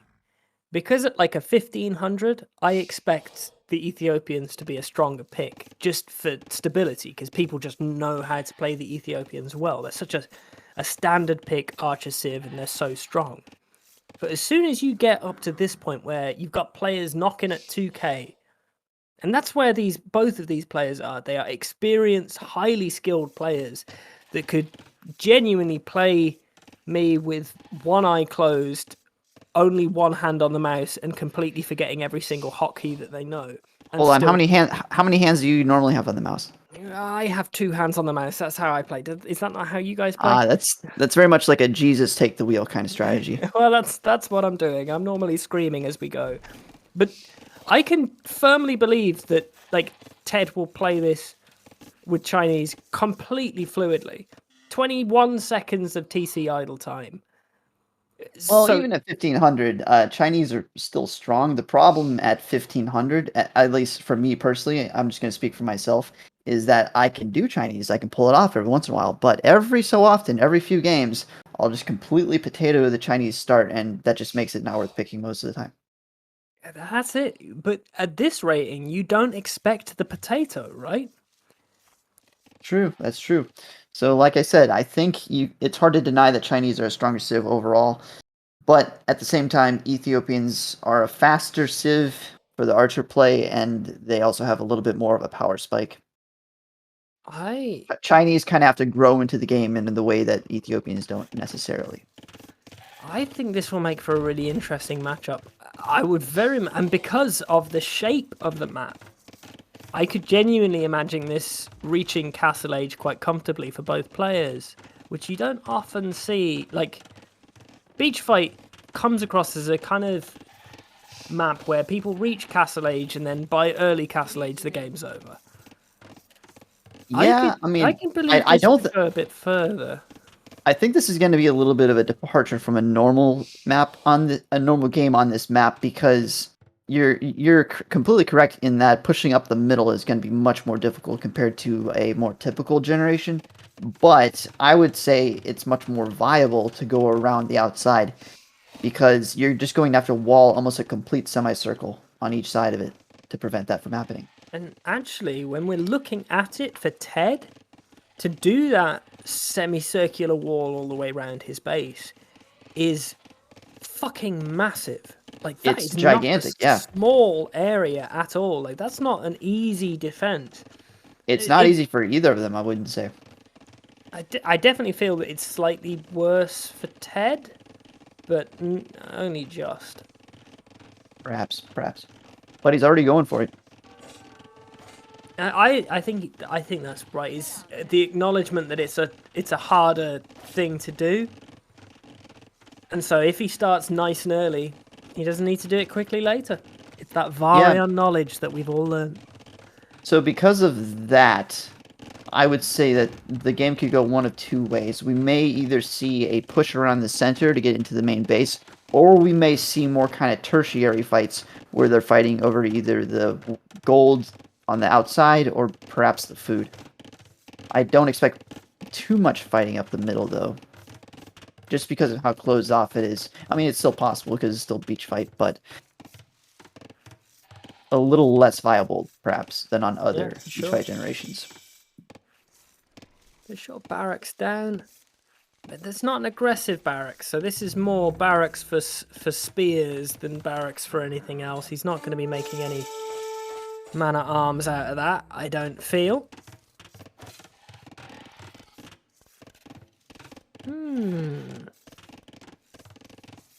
So far, pretty tame. I think we're going to have sort of probing attacked. I don't think either person is going to lean too heavily into feudal production. Yeah, we'll have to see about that. Archers on the way in for Ted. Shocker. Slightly later for archers for Darvoy.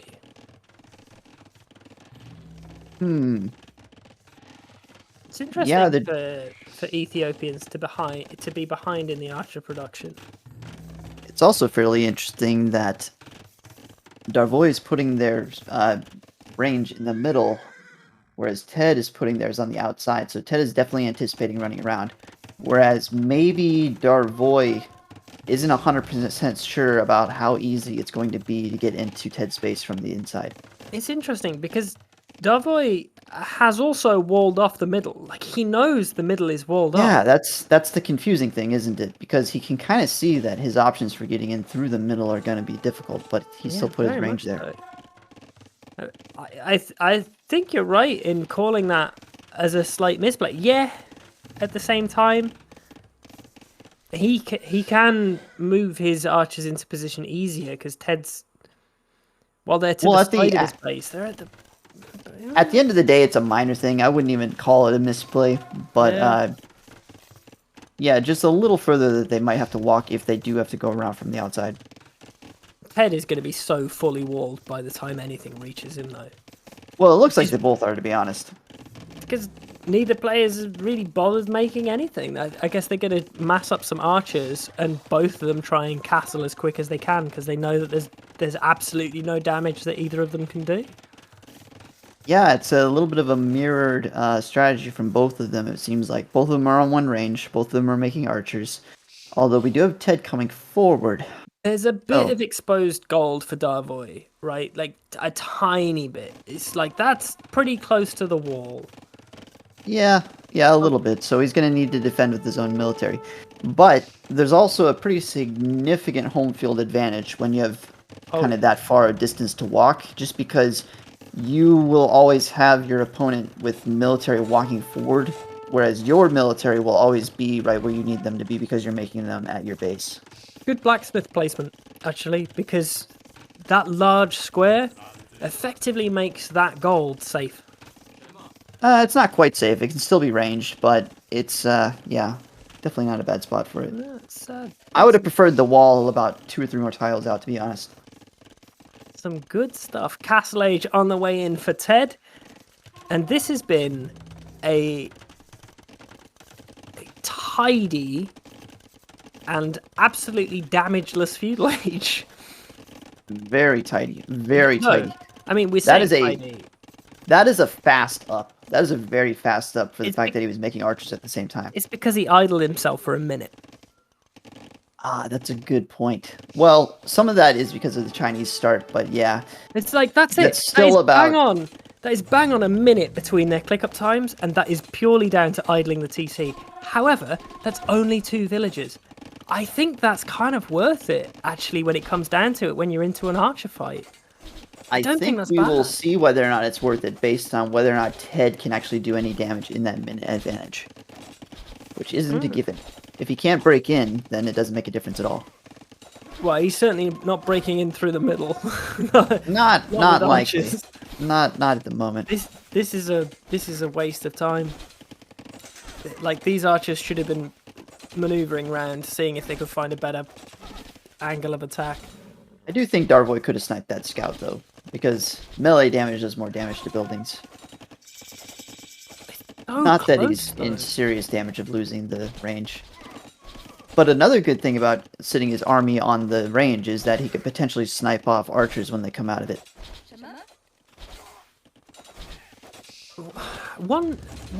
There we go. Okay, here we go. There's the siege push. But interestingly enough, it's there. This turned into a center push regardless of the map generation. It's amazing that we were able to center push there, considering that Darvoy had walled behind that as well. Well, it just goes to show how strong the strat is on this map, regardless of how the generation is. It wouldn't happen to me because I would have stonewalled like a coward. That is a strategy. That is a strategy. Also worth noting, Ted sold his stone to get up that quickly. I think that's fair. TCs I don't rate as important on this map as I would on others because there's not normal space for expansion. I very much disagree for one reason. Can you guess what it is? Is it because you have to buy stone? No, it's because of the gold. See? You need a TC on that gold, otherwise if you have villagers there, they're just completely dead to either the Jaguars or to any military that happens by. Ted wishing he was Saracens. Okay, I will acquiesce to the knowledge. I do feel like this map I think selling 100 gold is decent, but I do think you need a TC up on the gold. So selling 100 stone probably it's not a bad call, but okay, so we're just gonna have a mango fight. Now, it is very unfortunate for Darvoy that his wood line is that close to the middle. It can be pressured by mangonels like that. That mango should have been dead. It is now. Are we gonna get 2 for 1? Now this is exactly the kind of situation where the delete trick would be invaluable. Yeah. It was such an interesting tool in the arsenal. Yeah, interesting and also kind of bullshit because you should have an advantage from being forward on a hill with mangonels. Well, it's like with the which of the Indian civs, like when they changed their attack stance midway through. Is that the? Yeah, that was also bullshit. that was debatably even more bullshit. The fact that you can do melee attack with a ranged. I think it was the same bug. It was exactly the same bug, and that's actually why it was fixed. I think it was fixed for the Gujaras, and it only incidentally affected the mangonels. Yeah, because the mangonel bug had been around.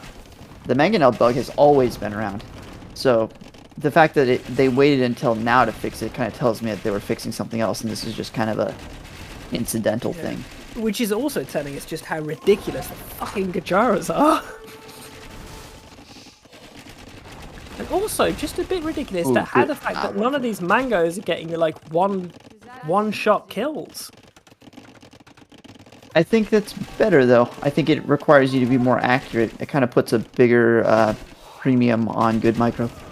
Yeah, and it's definitely sort of punishing Ted so far. He's not been able to get much of an advantage at all. There was a one-shot kill. There was another one-shot kill. Nasty shot. Oh, here's another one. Oh, God, 3 in a row. 3 from the same mango. That's exactly the kind of snowball that you don't want. Now all of the wood villagers have to abandon that wood line. That is brutal. Absolutely brutal.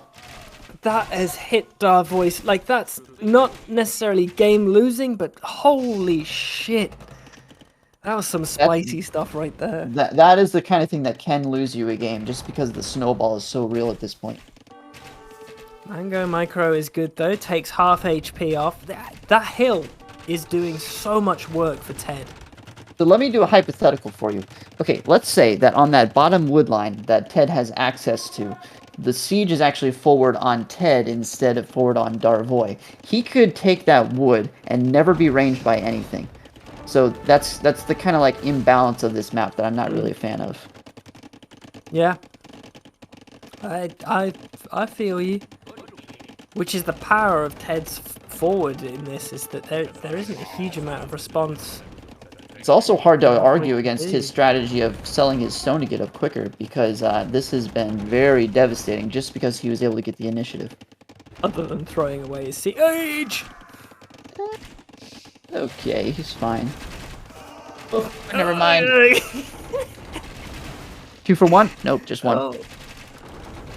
There we 2 for 1? Oh, 2 for 1! 2 for 1! There's the hill bonus for you. Yeah, absolutely, that hill. Though that was massive damage. Like, Darvois has managed to really claw himself into a position. But it's not a good one because he's completely off wood now. There is no safe position. The position is currently bent over and saying, "Help, Daddy, please no." This is rough. This is very rough. Down to 6 on wood, 17, 18. But it's the position. It's being able to take stable wood compared to the 21 for Ted. This is eco scrapping, and Ted has a big advantage. 10 to 1 eco kills. 23 to 36 in actual military fights, though. Those eco kills are almost entirely because blue does not have safe wood to take it all.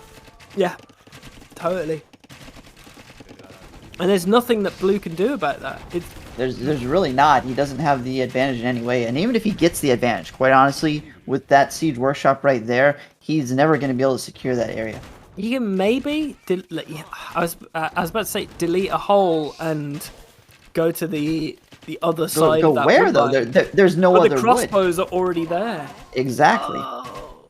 He's already waiting for exactly that, and now he has no wood, and this is game over. Yeah, this is your GG moment right here, and it's so tough Ted has played this so smoothly. Yeah, it almost feels like a little bit more of like an arena strategy as to how all in it is, and how completely decisive a single push can be because you have nowhere to expand to. Here's the thing: he sold his stone, right? So there's no expansion for him ever. But Darvoy hit Castle Age, wasn't able to expand, has 200 stone that he's not used. Mm-hmm. And the other thing is, there's nowhere on the map that you can drop a TC and gather wood. Yeah. It's literally impossible. So, what good do TCs even do for you in this map aside from the gold? That's it. I think Ted's strategy has really come out so significantly on top right here. And I would be like right now on another map when you're in this position, you are balancing your eco and you're throwing a castle down to try and keep yourself alive. You can't do that on this map. You can't.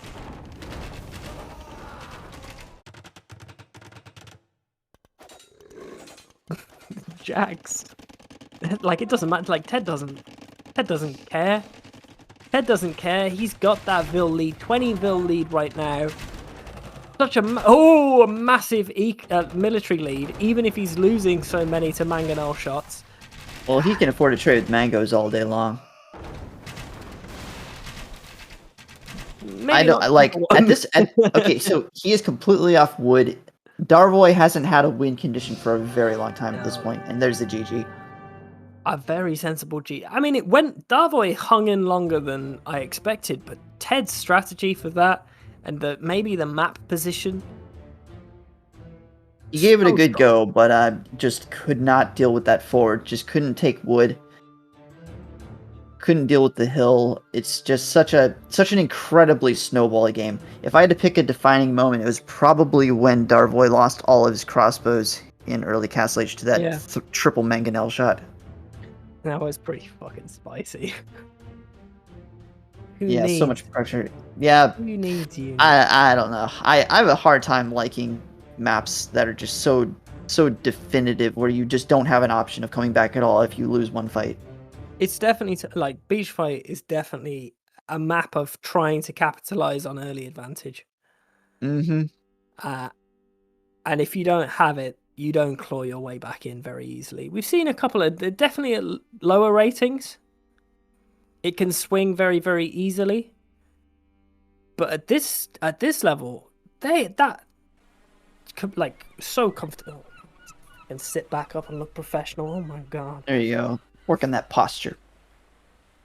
Yeah, let's pretend that I'm not just sitting like a total muppet. So, comfortable win there, game one for Ted. So, Chinese have got their win, Ethiopians have got their loss, and that means that we hop into the home map of Darvoy. No matter what, we're seeing some water. It's so crazy to me that he went islands and doesn't have what I would consider even a single typical island civ. So do you get islands out of the way right now? I think you kind of have to. I think you have. I completely agree. I think you have to. Because at this point, you have to win. Well, you just need a win. You need a win. So he's got Dravidians, Byzantines, and Japanese that can sort of islands. I think Japanese is probably his best call. They get the cheaper lumber mills. Do they get cheaper docks? Can't remember. I don't know. I need to look that up. Hold on. We're all there looking shit up. Chat, tell us. I can't remember.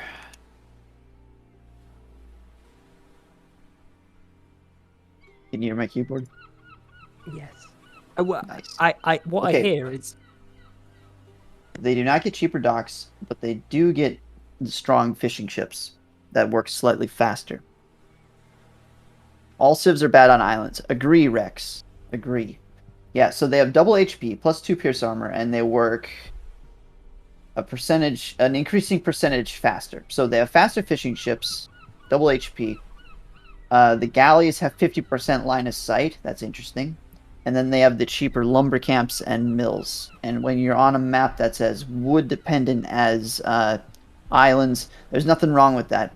I wouldn't say they're in the same class as Italians, Vikings, or Malay, but there's nothing wrong with Japanese on islands. They can definitely do a job. Here's the thing, though. You have to try and mind game what is going to be picked. Vikings, Italians, Koreans, or Malay. I would think, I mean, the classical choice is Italians. It's hard to say that they're not just like the best water civ overall. That's the thing. The Vikings have currently been having far more success in this tournament so far. Have they? I haven't really paid attention that much.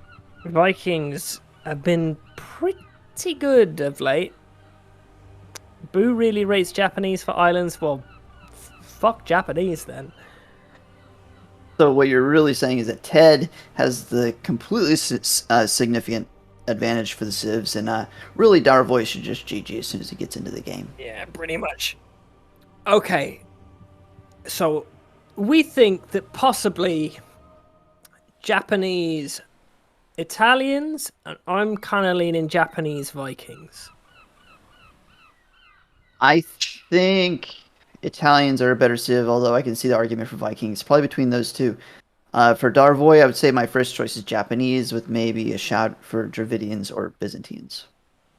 Let's hop into game number 2 of series number 2, and we see Dravidians versus Vikings on islands. Okay, so probably my second choice are both their map picks, but that evens out, doesn't it? Yeah, I can see a world where Dravidians have or start to have an advantage in Imperial against the Vikings. I actually need to look up Dravidians because I could not tell you what their bonuses are on water to save my life. Well, they have an extra they have a bit like the Korean turtle ship, but it fires arrows instead of cannonballs. Yeah, the Thericidai is a very strong unit, but more importantly, their the fishing ships carry plus 15 food. Also, they receive 200 wood when advancing to the next stage, which is invaluable if you're trying to get your docks up quickly.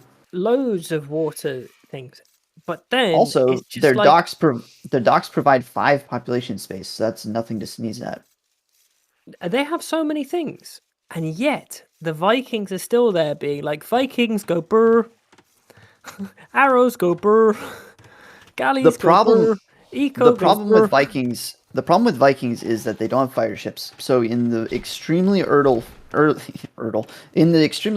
feudal engagements, they really need to micro their hearts out with their galleys to avoid losing everything in the early game. All you need is 4 or 5 galleys, and then you can start microing down small numbers of fires. But the thing is, you have to micro your entire time. And while you're microing, it's very easy for the other player to slip a fire galley in and kill all your fish. Which I honestly hope we see. Right now, I would love to see Darvoy coming in with some clutch islands play, because I don't want this to be a quick 3-0. Well, I mean, there was just as much as I'd like game. an early bedtime. Ted had a really good strategy for game number 1, and I wouldn't say that Darvoy was significantly outclassed in that game. He just got snowballed. I think that's really what it came down to. Well, I certainly wouldn't expect either player to be able to snowball the other. Not at this... No, I mean in the game, not in the series. Yeah, they're so close. They are so close, and I kind of feel like, so Ted's forward docking. And Darvoy also looks like he is forward docking. Forward docking with Vikings is very, very interesting, and I'd say not often seen, but we've seen it a few times in this tournament so far. It's a confidence play, I'll say that much. It's an interesting confidence play. So both players going for forward dock. So we are definitely 100% seeing plenty of feudal aggro. Which I'm glad to see, because islands can be just as bland as arena for the start. So, we can all be grateful. Yeah, Yeah. What's the significance of forward versus back dock? If you go for a back dock, you have a chance to mass your ships before you take a fight. So traditionally, this is what you'll see from Vikings. You'll see Vikings go back dock because it takes the fire galleys from the other team a much longer time to get back to your docks, so you have more time to mass the galleys that you need. By the first time that the fire galley arrives, you should have 3 of your own galleys, as long as you've clicked up with the right kind of build, ready to rock. So Now, you shouldn't take much in the way of fish damage as well. The trade-off for that is that if you go for a back dock, you're never really going to be able to threaten the opponent's fish. Yeah. So they could undercommit to military and go for a bigger boom, and you might end up being behind economically. Which is also the sort of 2K IQ play of going for forward dock as the Vikings, is that the standard expectation is that the dock is at the back, so the fire ships might immediately head towards the back of the base and miss where your fishing ships are in the middle. Well, I think you have to scout the front. Even before galleys come out, I think it's a good idea to run a fishing ship up and try to find out if they're in the front or not. And I believe, look at that. Ted is doing exactly that. Look at that. See, look, Varian, you're there with your Vari Stradamus brain, knowing exactly what's coming, exactly when it's coming. To be fair, I was talking about the Dravidians going forward on the Vikings, but I'll take that one too. Yeah, look, let's hype you up as much as we can. Because at the moment, Darvoy, he's not going for those plays. He is going for a second dock right at the front. He will have his second dock up earlier, but I don't think it'll matter a huge amount because it's not like either player will produce anything just yet. Third dock, now that will matter. No, it won't because there's a third dock. It looks like Darvoy is specifically going for that dock because of the swordfish, but I don't know if I'm the biggest fan of that dock. It's a little bit isolated from the other ones. I much prefer Ted's. I mean, Ted, the preferred civ, the preferred dock placement. The difference is fire galleys. 4 fishing ships to 3. And how many fire galleys will he get? So he'll get 3 fire galleys out immediately. Now that's massive. Because you need kind of 4 or 5 galleys to micro down 1 fire ship. It depends on the micro, but you definitely you rule of thumb is you usually want to outnumber the fire galleys by at least 2 to 1. Yeah. And you certainly don't want to just run into them immediately at the start. Well, the other thing about galleys is not only do you need to get the mass to fight the fire galleys, but you also need to get fletching. And that can be expensive. You need to drop a blacksmith right away. If you're going fire galleys, you don't even need a blacksmith. This has not been a great start for Ted for early feudal. Well, I don't know, because look what he's doing. He's made the galleys chase him around, and now he's looping back around. I thought he was just going to go straight to the fish. I think a better play, instead of trying to fight the fire galleys, would be get your mass up, keep running around, and maybe try to loop around and hit Darvoy's fish in the back. But he got a little bit of a surround here. One goes down. I would love to see Darvoy peeling off one of them to go after the fishing ships. Yeah, there you go. See, this is kind of I don't know. It feels like it's in Darvoy's favor at the moment, but it always kind of goes this way when you go open galley against fire galley. You always have this kind of uphill battle in the beginning before you get the mass that you need to fight them. That's a lot of fire galleys. He's actually outnumbering the galleys at the moment. Though, here's the thing. It's like he knew that he was going to lose that already, right? Also worth noting... Because he only invested 3 fishing ships. This is true. He's also 5 eco ahead. 6 eco. I mean, Ted has had Not only that, but Ted has 3 villages of idle time. Holy shit.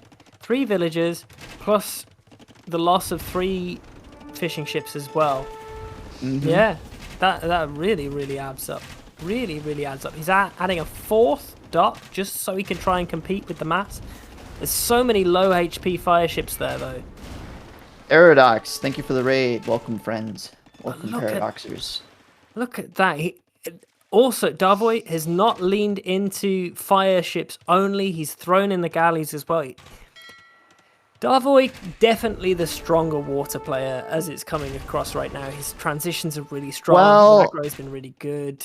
Well, let's let the jury deliberate on that one, because this is kind of what you expect when you open galley against fire ships, like I've said before. So he still has an army. He does have fletching at this point, so he can start sniping them down. Fletching makes such a huge difference when you're fighting against fire galleys. So you can see that there's quite a few on low HP, and if you were to kill the 3 that are low HP, it starts looking like a much more even game, especially with the secondary army that is coming up from the south. Yeah, but they both have fletching, and just that addition of fires. This is, I think, starting to look, certainly for feudal age, really tough for Ted. Though, I don't. Here's the thing: Ted currently 0 on food. 0. Yes, that's true. There is Castle Age not even on the cards right now. What's happening in the next 10 seconds? Darvoy clicking up. He will be clicking up. Does he have a building for it? Is he missing something? Yeah, he's 1 building off. That's rough. I hate that. Yeah, but at the same time, this is being up shit creek without a paddle. I don't really care for the galley switch from Darvoy. I think if he could have kind of stayed the course of the fire galleys and maybe kept his army going, well, he'll be okay though, because he'll have the galley timing if he ever clicks up. But that lacking that building is actually absolutely killing him. Letting the Vikings get up to 20 galleys. There you go. Is not the play, because 20 galleys can micro down 11 war galleys quite happily. Like, that's not an issue for them. But he also has fire ships in front. And is that a demo? Oh my god! I thought it turned away. Did you see that? It turned away from the ships. I don't hate the position for either of them. I think it's a fairly even game. The issue is that Ted is nowhere near Castle Age. But he does have free wheelbarrow, so once he goes into farms, that's going to be pretty good for him. Like, it'll be immediate. Like, his eco will kick in far, far quicker.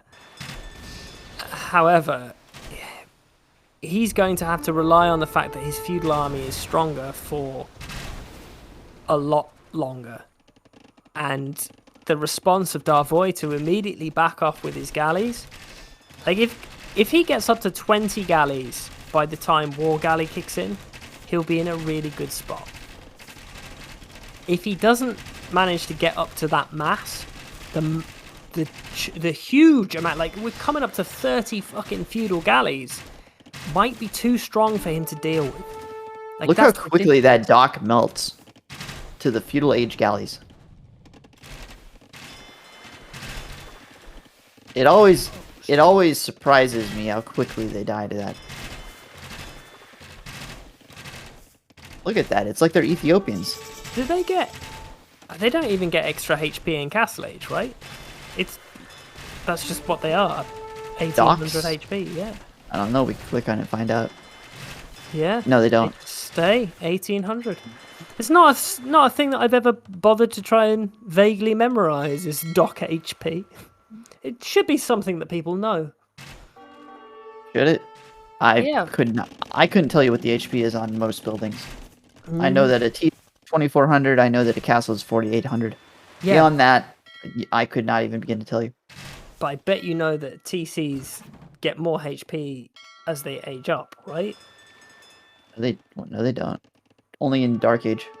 Exactly. So they get more HP when they go from Dark to Feudal. Yes, that's true. It's the only reason why the douches are so toxic. Ed Baker. Imagine you rating us now. Huh. Oh, hey, Ted. What a coincidence. Yeah, he's there with his 1-0 lead, with his massive galleys, with his minute TC idle time over his opponent. So many raids. Well, we're happy to have you all. I'm so glad that Paradox, one of our staff members, has raided. I'm so glad that Ted, one of our players, has raided. I'm very happy to see you all here. I am wondering how many of the players, the viewers from these raids were already in the chat, just sort of like not speaking. I bet more than one. And Crawdad is here. Oh my god. Military numbers are fairly even. A small advantage for Ted, but Ted is Vikings. Ted has the Viking eco, and Darvoy also lost 2 docks on the way up to Castle Age, which is a rough thing to have happen to you. They both have Bodkin. The difference is micro, and Darvoy has done some tasty ship micro that has given him, it almost gave him the edge, but it didn't quite win out in the end. And you know, Ted, you say that, but I'm watching the shots from Ted, and they're all landing, so I don't think that micro's been particularly effective. They're leveling out. See what I mean? Yeah. 9-13. That is a much more even fight. It's pretty close. It's pretty close. Darvoy still has a slight eco advantage, but does he though because of the free handcart? I was about to say, Grandy, I love the careening click up. Getting that extra ship armor is very handy in these fights. Something that's very often forgotten. Careening is very nice. Not only that, but it makes your ships go faster, does it not? Is it? I don't know. That. I don't know. I'm just taking you as being correct because you're the man with the knowledge and I'm the man with the wine. I'm like 1600 on Arabia. I'm significantly lower than that on water. Hey, that means that if we were to fight, you would. Yeah, it doesn't make it faster. It's just transport capacity and pierce armor. Sweet. That's the next upgrade. Yeah. See. Don't ask me about water stuff. Here's the thing that's been bugging me for many years, and we didn't talk about it when Ethiopians were playing. Many years. Okay, here we go. Yeah, like this has been an argument for a while. Ethiopians, when their archers fire, they don't get their bonus on their first shot, right? It's only from the second shot onwards. Correct. Or am I wrong? That's correct. Fuck yeah, fuck you, chat. You're all wrong. I was right. Eat a dick. Well, I mean, that's only because when you first shoot, what you're actually dealing with is frame delay, not reload time. Yeah. Because, so in early micro situations, the Ethiopians the same as everybody else. Not necessarily, because even when they're moving, the reload is still a thing, and there's a frame delay. So, if you're doing stop micro and you're doing it properly, Ethiopians will still fire faster. Oh, okay. So, kind of both things are in play. Both things. Okay, so chat, you can take the dick out of the eating, and you can only maybe lick a dick. Wow, just some kind of sensual foreplay, if you will. Yeah, you can sensual foreplay that dick. You don't need to eat it. There you go. It's been confirmed by Varian. We've all learned something today. I'm so glad. Here's the thing, though. Ted is in a pretty good position right now. Yeah, I mean, he is not in a bad position. He certainly has a military lead, but he is behind in villagers. Although, how much that matters is yet to be determined. Because, you know, wheelbarrow is also a thing. But Darvoy's getting that now. It's close. I like that it's close. It's 3 TCs to 2. Oh, no, is it 3? Yeah, no, it is 3. 3 to They're 3. just very close together. Ted's third one just went up. I don't think there's enough of a significant vill advantage that we do screaming with. I don't know how... Okay, so we do deny the stone.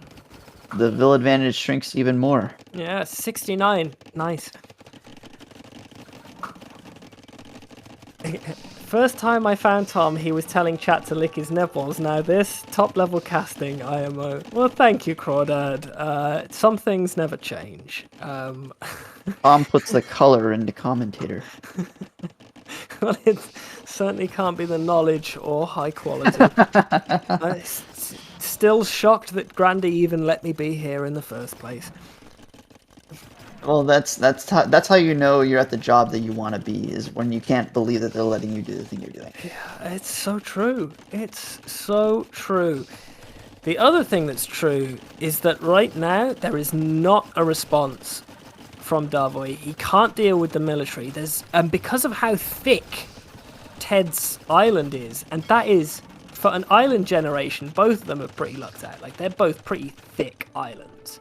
What I do appreciate about this generation is that it's almost completely symmetric.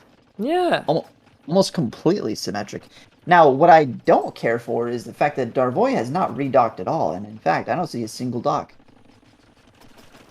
I mean, to be fair, there are ships camping out in various places to prevent exactly that.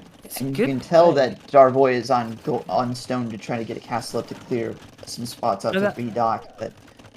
That's it. He's hinging on that castle, but Ted doesn't give a shit about that because he's on his way to Imp, and he's like, fuck castles. Imp is the way.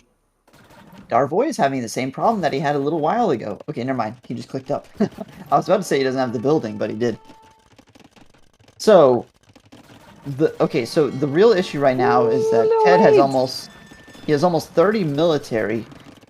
And it's continuing to kind of snowball out of control a little bit. Darvoy has lost water, and he's going to really struggle to build his military back up from the ground floor. What's the money on Ted never collecting the relic that's right next to his monastery after that monk died? Because that relic is hidden by the monastery.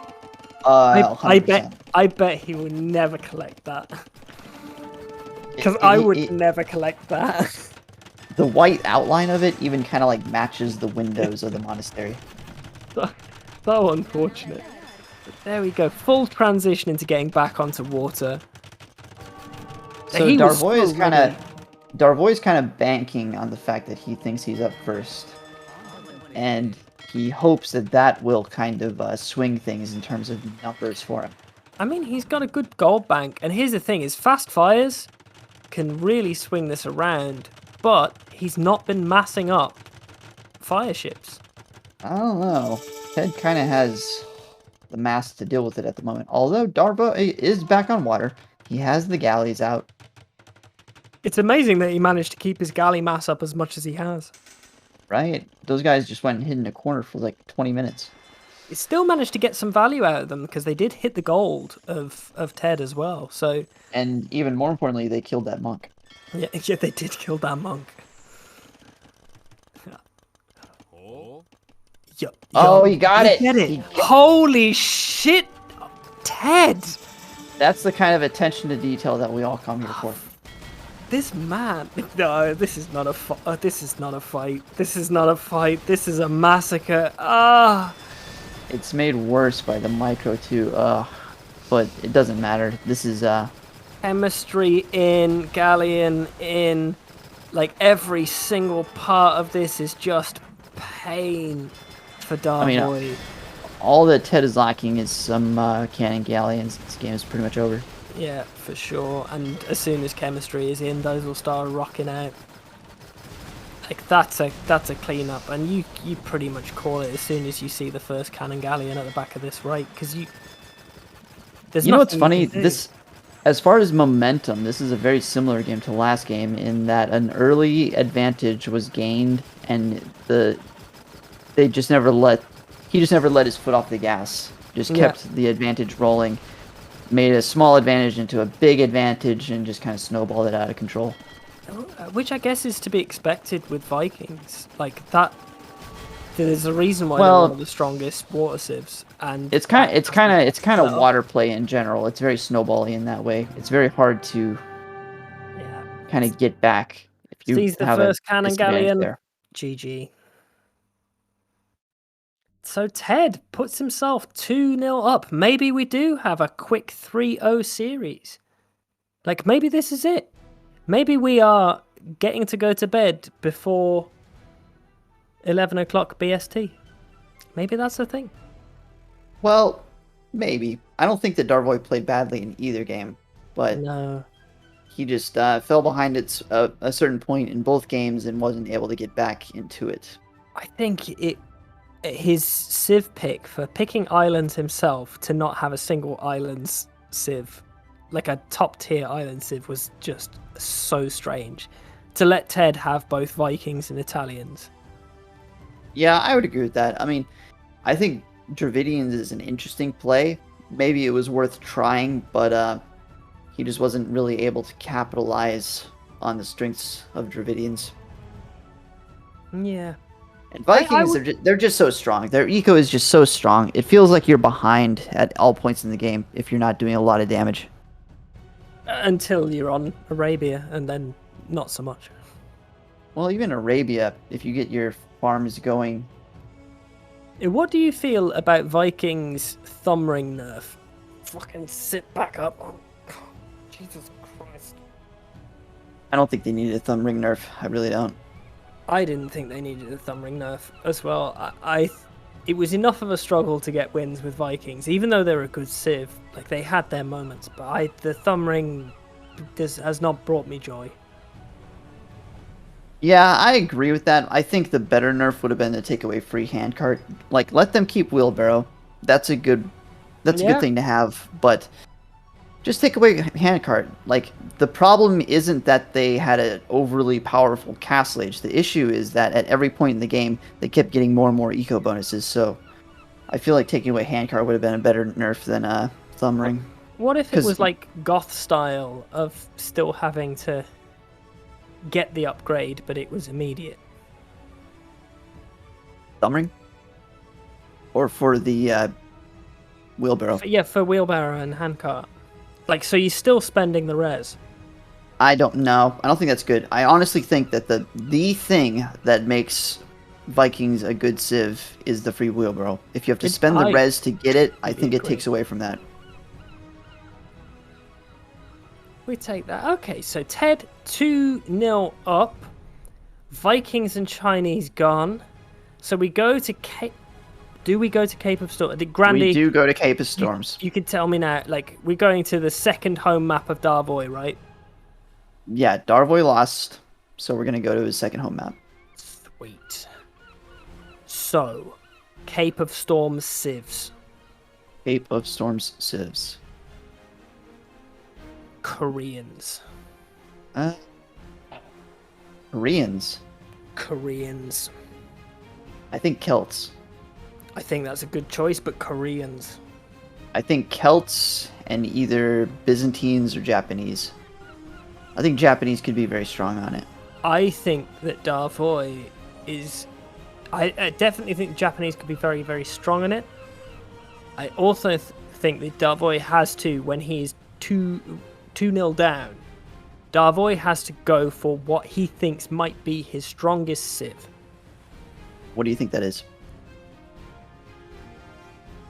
It's tough to say. I mean, there might have been Mongols before that was sniped. Mongols or Gurjaras would have been strong there. Yeah. Because I can very much imagine the Khmer coming through with eco and their ability to hop into houses, which means that they can go and take all of the hunt comfortably. Like, Khmer could be very, very powerful on Cape of Storms if he's discounting the fact of how good they could be on Hideout. Well, Cape of Storms is a very messy game, and I feel like Byzantines are a civ that really plays up to the strengths of that kind of thing. Okay, well, I would love to see what Okay, Ted though. I think Japanese versus Celts. Japanese Celts. Okay, Hmm. let's hop into game 3. The potentially the decider to see who goes through to the semi-finals, to see who appears before us live at the LAN event right now, with Tom Snuffles and Varion. And Italians. Okay. okay, That's, I mean, it makes sense. It is a hybrid map. That will be strong for trying to win water. it is, but I think Japanese is a better pick. I tend to agree, just because of how kind of strong they are, especially in feudal age. It's that's it. It's like the Italians are really going to struggle against that early man at arms play because it's man at arms into archers for Japanese, or even scouts. Like it could easily be scouts as well, but like man at arms into archers for Japanese, and the Italians are kind of do the same thing but worse. Well, I mean, Italians have a lot of fish bonuses and a lot of water bonuses in general, so you may expect to see the Italians focus more on the water, whereas the Japanese may go for a more two-pronged approach. But because the Japanese get the cheaper gathering buildings, they could potentially afford to go kind of on both fronts more Yeah, easily than Italians can. but also the fishing ships being extra tanky means you've got longer to collect food even without bothering to defend on water. Like you've got that extra response time where you can probably afford to make an extra fishing ship instead of throwing out a fire galley because you can guarantee that your fishing ships can't be killed so quick. Or I think even if you want to go onto water but play it a little bit more attritionally, try to focus on killing the opponent's fish as opposed to booming on water yourself and kind of negating the Italian bonus in that way. Maybe that could be a play with Japanese. yeah, for sure. Also, the fact that you are probably going to want to mill your deer is good for Japanese because that's a lot of deer. It And it's is. kind of awkward to push just because of the trees that are everywhere. Oh, Ted. Messy law. He just He's did a got little Mexican hat dance around that ostrich, no big deal. He's just flexing. He's flexing his mad skills. It worked out perfectly, clearly. Oh, yes! Still gets it right under the TC. Look at 10 that. Darvoy dirty. sees the dock villager and he's going to deny the dock from the Italians. And that's huge. If he can get this villager kill, that's a massive swing for this game. He's kind of mismicroing it a bit, and then he runs away. That's fine. Like, But he just did delay the dock, denial. and that's the Yeah. important thing. Yeah. And he can kind of just camp that, he can camp that shoreline and make sure that the dock is even more delayed if he wants to. And yeah, there's a second villager, but the scout is around, so this won't be quite so easy now. This is fine, especially because the scout has spotted it. But at the same time, for Darvoy, his dock is up. It is. It is. He's going to get some fishing ships out well before the Italians even get one. And he's onto the shore fish quicker, too. Like, all of this is good. This is a far smoother start for Darvoy. He's got two eco lead right now. And Ted has 25 seconds of TC idle time. So, smoother start. Probably the most comfortable that Darvoy has looked at the start of a game so far. Once again, showing that if you can kind of force the aggression to happen at your opponent's base, you force mistakes and you make things a lot easier for you because you're not under pressure. Cappy says, Darvoy kept laming my vills in practice games. Ah, I mean, honestly, I am fully supportive of any time somebody lames a villager that's building a dock because docks are stupid and they should be deleted from the game. I mean, I'm not disagreeing with that. My thing is that, like, if I'm trying to build, like, a house, and somebody rocks up with their scout just before Loom lands in for me and kills my villager trying to build the house. I love that. I love doing that. That's my favorite thing to do. I actually, here's a fun fact. I won a tournament set doing that last week. doesn't surprise me at all. I get tilted out of my goddamn mind. I call Gigi because the Vil dies, the house doesn't go up. I still get housed even though I've lost a villager. You get housed, you lose a villager, you have to build another house. It's like a triple whammy. It's so great. I love it. Yeah, immediate quit. Rage is in my eyes. Yeah. Do you know Sally Maxka? Yeah. Yeah, I beat him in a tournament doing that. Well, you're aware of him. Yeah, I've been knocking around the world for a long time. Yeah. Anyway, that's who the set was against. And you were bullying. Yes. Ah, good times, good times. Will as much bullying happen for the reverse for Darvoy on Ted? Because I hate that wall. I hate that wall using his only gold like that. Well, it's not his only gold, but still. Wall in front of your gold, people. What are you doing? You don't really have that much to wall either. I guess he has 2 golds in the back, so it's not the worst thing, but I hate it. I hate it anyway. They're not safe golds, right? Because they are always rangeable from the water. Like, yeah, but you could wall to your TC from the other gold. You're right that they are rangeable from the water, but that's presupposing that you lose water or that your enemy goes water military. Yeah, which the Japanese could do, but he's going double range. Let's go. Double range before a blacksmith with a pretty quick uptime too. That's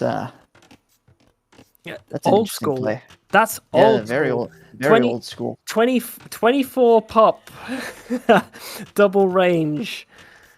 That's like, that's proper 2018, 2019 strats. I mean, I love to see it.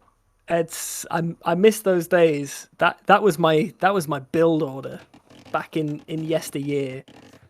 24 pop double range archers.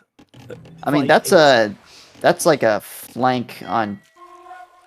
I mean, it's not even a good flank build, no, but that's anymore. something that people used to do on flanks on team games. Yep. Nowadays, you almost never see the second range before a blacksmith. It's too late. It's too late. Your mass isn't ever useful enough, and it's so easily countered by such a small number of skirms. It's not a good strategy. But it was now, good Tom, back then. Do you know the worst thing about this map? The unequivocal worst thing about this map? No, not the worst thing about the worst thing about it. The objective worst thing. The water hills. Why are there water hills? Why is that a thing? It's because it's stormy weather. What is it? Is it jello? No. Is it like... They're big waves. Is it viscous? That's not water. What are the fish doing? The fish are trying to escape from it. That's not water, my friend. They're big waves, and it's why the Tatars are OP on this map. They don't move. They don't move. They don't move. They don't. Yeah, they don't move. They don't move. But Darvoy moves. Wave move. Those don't move. In fact, Geology Wade was in chat earlier, and he spends his life on boats. So Geology Wade, what the fuck is wrong with these waves? I would have listened to Hydrology Wave a little bit more than Geology Wave. Yeah, but he's a boat man. Well, I was in the Navy. Does that count? Yeah, that counts. What were you doing in the Navy? Was it just hanging out with a whole bunch of hunky dudes? Yeah, hunky dudes, lots of tanning oil, musicals, all that good stuff. That's all I have ever wanted from a job. I should join the Navy. Just, those white cup hats that are like 2 sizes too small, no undershirts anywhere. It was just a great masculine time in the Navy. A proper time. I'm so jealous. Just a great time, yeah. So jealous. I tell you who's not jealous, though. Ted's not jealous. Ted's trying to get some aggro done. He needs some damage because he needs to find a way of sort of balancing this out. Because Ted, he's got idle TC timer rolling. We are even. The tower is already up for him, so there won't be too much damage on the wood line, which we could probably all appreciate. Yeah, but Blue is into Ted's base. He could just walk anywhere in there, I think. I much prefer, like, this is, the tower on gold was good. But not that good, because he's still been forced off gold, because the archers go, nah, I'll just chill. He can just go to a different gold, though. There's another one in the back of his base. Yeah, he looks out in his position. Or he can just clean it up, yeah. Yeah, see, Those now archers are good. that army is dead. And another army coming in for Darvoy, looking really good for him. Just looped all the way out. Like, he's been forced off gold. He can't throw down... Fletching only just coming in. He can't throw down a tower on his gold, so he has to run the fuck away. I would have really liked if he'd walled, while he'd done his transition over to gold, if he'd walled towards his TC as well, because that gold is still exposed. He's not secured himself at all. Yeah, that's what I was saying, is that if you wall using your main gold, if you get your other ones denied, you're in big trouble. And big trouble is in for little Ted right now. Look at this though, repairing the fire ship, and he gets the kill on that. So Darvoy's fish are gonna survive another day. Meanwhile, does Ted have? He has 2 fishing ships left. That's not a lot. That's not what you want as Italians. It's just, it takes so much effort with fires to kill fishing ships. Look at the eco difference. 41 to 34 villagers, and neither of them have wheelbarrow. A chunk of that is the Castle Age click up, but not like. True, but that's 3 more kills for Darvoy. He also has about a vill and a half less idle time. Yeah. Oh, so more damage. I'd say he's about 4.5 vills up on average. Darvoy has been putting the pressure on this has been his map from the start. Yes, the Japanese are probably a better pick on this because they are far more hybrid than the Italians are. Italians are quite water focused. This isn't a water focused map. Even though there's a big chunk of water there, you can ignore it. Well, the thing about water is only good as long as you have the wood and gold to make things on it. If you get those resources denied, water doesn't mean anything. And there is not much wood on this map. There's really not. You're kind of forced into the middle pretty quickly on, which is why we see both of them actually going to the middle immediately. Sometimes you'll see people kind of put a camp on one of the outskirt wood lines just to kind of keep it a little bit more safe, but they both went for the middle immediately. I mean, Ted's outside wood lines are actually okay for generation. Like, they're not too bad considering how they can normally look, but this has been pretty rough for him, transitioning into skirms, Castle Age, Bodkin in for both, crossbow upgrade on the way as well. We're going to see a knight switch from Darvoy. Look at that. Cavalry armor coming in, Bodkin and crossbow coming in, so it looks like he's going to go knights as well as crossbow. Is that good? I'm not sure. Yeah, I don't really understand the knight switch if you're not seeing a big skirmisher commitment. That's it. It's like siege would be better, right? Just some mangoes in the mix. Well, you're not that far behind. I don't even think you need siege. And Ted calls the GG right there just because he can't defend at home as well as deal with his own base. Because you can see that army that he just never was able to clear up, it just idled all of his eco too much, and there just wasn't anything to do about it. So in the end, the stable didn't end up meaning anything. So, Darvoy, he doesn't go out in 3. It is not a 3-0 series. We at least go to a game 4. We have a set on our hands. We do have a set on our hands, and that is Ackle, very thank you exciting. for the raid. Thank you for the raid, Ackle. We have just everybody dropping in. We're going Is it a cow? It's probably a cow, huh? Yeah, it's a cow over Ackle. Ackle. Ackle. We're going to go to a very, very small break so I can go for a wee and top up. Oh, fuck my hat. You're gonna what now?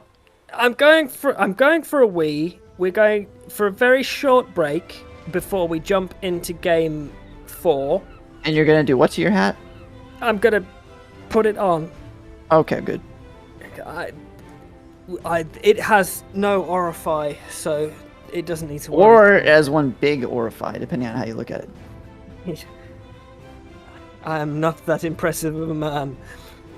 Is that impressive or is that cancer? Both. Both. Why not both? Either way, we're hopping into a short break to whatever Grandy puts on the screen, because Grandy's our man. I will be right back. He's our Mandy. He is our Mandy. Thanks, Grandy.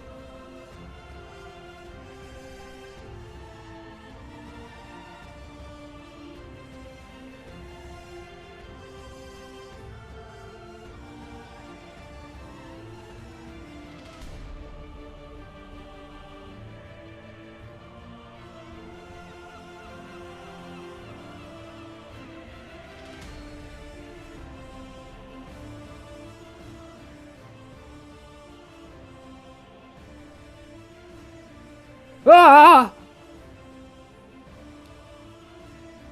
Hey everybody, we're back. We're here. We are soon to hop into Game 4 of Darvoy versus Ted. As soon as we have organised You're making me nervous doing that. our sustenance. I don't know what you mean, Varian. I am a professional. Please don't do that over your keyboard. I've made that mistake before. That is not over my keyboard. My keyboard is far the fuck away, right? I have, because I don't need to, because we're not casting this, by moving anything ourselves, my entire desk is clear. You've really taken some liberties. Really let yourself go then. Oh yeah, the only thing that I have going on right now is some drinks in front of me and a mustache and a hat. You didn't say pants. That's concerning. Don't you worry. There are no pants on right now. Chat, you can be comfortable in the knowledge that we are living in comfort for Game 4 of Darvoy versus Ted. Now, Varian, do you have a civ that you would pick for Hideout? Because I have it on good authority that Hideout will be the pick. That's incredibly prescient of you. I mean, Darvoy has a lot of good hideout civs, to be honest. I would say Ethiopians, unfortunately, that's already been picked. Turks are good, Khmer are good, maybe Byzantines. I don't think he has any bad hideout picks, to be honest. I think depending on what strategy you want to go for, Turks for maybe a early castle push, or Khmer if you want to try to boom it out. Meanwhile, Ted also all three of his civs could do a job on hideout. Celts are good, Koreans are good, even Malay could do some kind of like fast archer play. So I don't think there is a bad hideout civ anywhere in this set right now. So it's down to matchups, right? So Khmer, a pretty solid pick for hideout, but will struggle against some of the aggro, but they're pretty good at defending. Oh, it's tough. I would say Khmer could pull off a pretty fast castle age into a castle drop defensively, so you are kind of under a very limited time frame to do damage to Khmer in feudal age. Yeah. So I would honestly, I'd expect Khmer versus Malay right now. That's what I'd expect. Some elephanty boys. I think I prefer Turks, but I agree with Malay. Let's go. Let's see. Let's see how far off we are. Damn it, let's get into the game. Oh my god. He already dehatted. And it's Turks versus Malay, and Varian has been proved Vari right again. He's definitely Vari on it today. So, why do you feel like Turks are such a good pick for hideout? Okay, so Turks can do a few things on hideout. They can go for kind of the standard feudal archers into crossbow play, and because they gather gold faster, they don't have to put as many on gold, so it actually gives them a pretty decent eco for that. Or they can go to castle age faster and get janissaries out, and janissaries are extremely strong. It's such a good castle age unit. I prefer having a massive janissaries to having a massive conks. I know I'm wrong. You're not wrong. They beat conks. They beat conks pretty convincingly. Conks just have mobility. I think with the fact that they're so much weaker to skirmisher now, they're just not the unit that they used to be.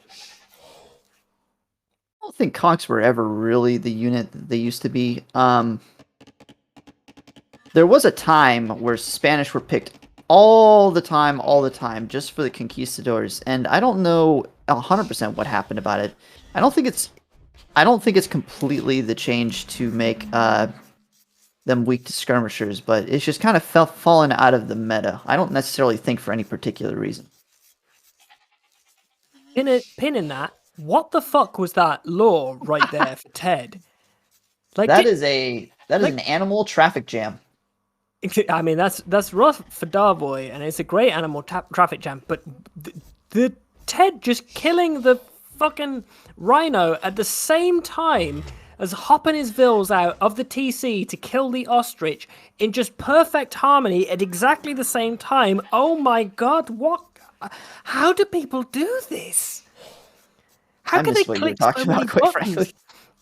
Okay, so Darvoy lured the rhino in, got it under his TC, and then hopped 3 villagers out of the TC at the same time, killing an ostrich that he'd also pushed in at the same time. Like, that was spicy. Like, tasty luring in all around. And only with a single second of idle TC time to do it. I believe that's what you call the Tom seal of approval. Yeah. It's shit that I can't do.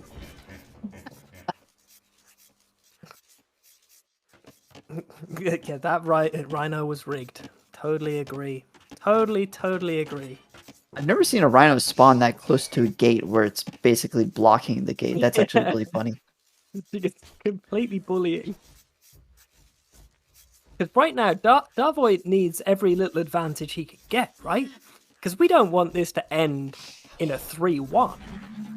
No, like, that's not okay. This has to be an amazing competitive series because actually these players are so fucking close. Like, even though the games have been maybe a little bit one-sided each matchup, you can see that both of these players have a huge amount of skill at the back of them. That is ridiculous. look at the build from Ted. He has 500 food in the bank already with 18 villagers. So he's going to click up on 19 population. Wow. That's got to be some heavy Does aggro, does he have loom? I need to know if he has loom. He can't have loom because he's still He got 100 doesn't. gold. He doesn't have loom. Look at that. 19 population with no loom. That is a fast build. That's like 8 on food, 2 on wood, and then the rest on food. It's like there's not enough wood to build a barracks. There's no way you could get a stable. But the thing is, that's not what this build is. This is an arena build for Melee. You get up quickly, you get both of the eco upgrades, and then you start producing vills. And you generally end up in feudal around a similar time that you would get to with a normal FC build. But because you're up so much quicker, if you don't understand that Melee can do that, some people will think that you're going for like some kind of crazy feudal aggression, when this is actually an FC build, basically. Look, immediately on the stone for the Turks. And check out Ted. As soon as he hit feudal age, he immediately got both eco upgrades. So now he's going to have those eco upgrades for a way longer period of time than Darvoy will, which will be a pretty decent eco boost. Wow.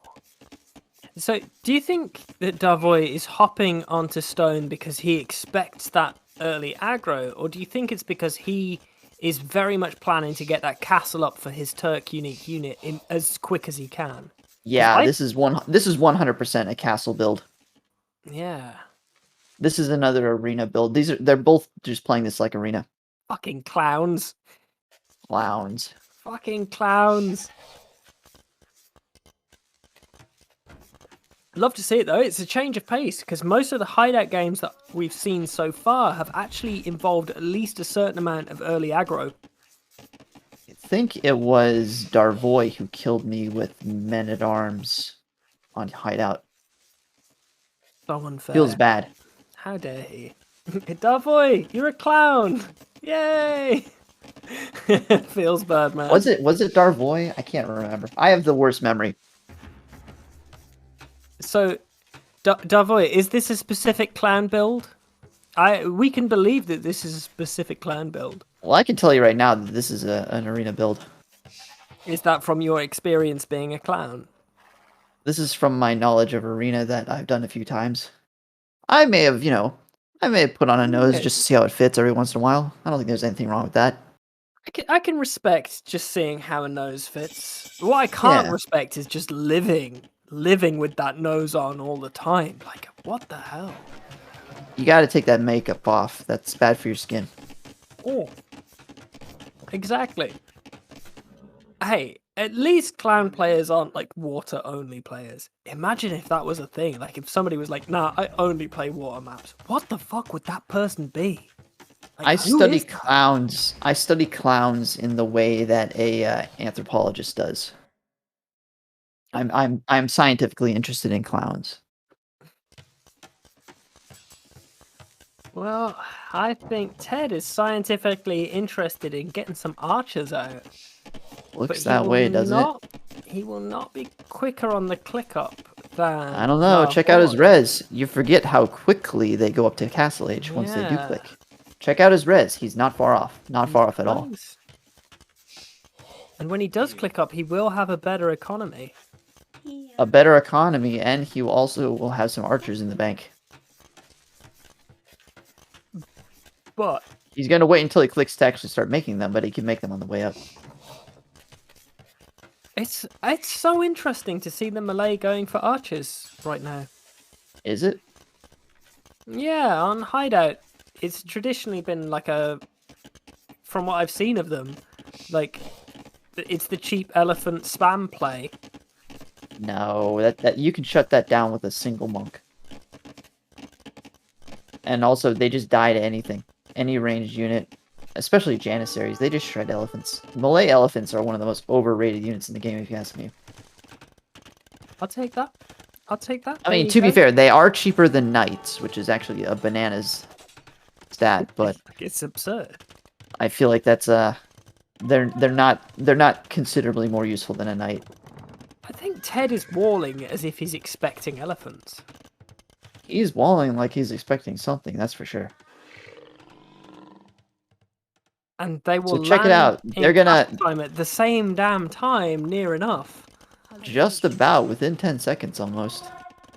But check out the eco difference. 6 more villagers for Ted because of the faster click up. The faster age up, I mean. Look at that. Straight in with the castle. That's 6 free villagers. That's crazy. It's so strong. Straight down with the TC. Mm-hmm. Crossbow on the way. Straight down with the castle from Darvoy, so we're going to see some Janissaries indeed. Crossbow's good, because crossbows should do quite well against the Janissaries, right? It very much depends. With ballistics, yes. If the Janissaries can kind of keep them at range and get the numbers on them, they have the attack to beat the crossbows, so it's a very situational kind of matchup. Oh, what? This motherfucker, he wants to go for that siege. He really wants to go for that siege. So are they pulling over to gold? Yeah, there you go. Janissaries are queued up, but the first crossbows are coming out before there are any Janissaries on the field at all.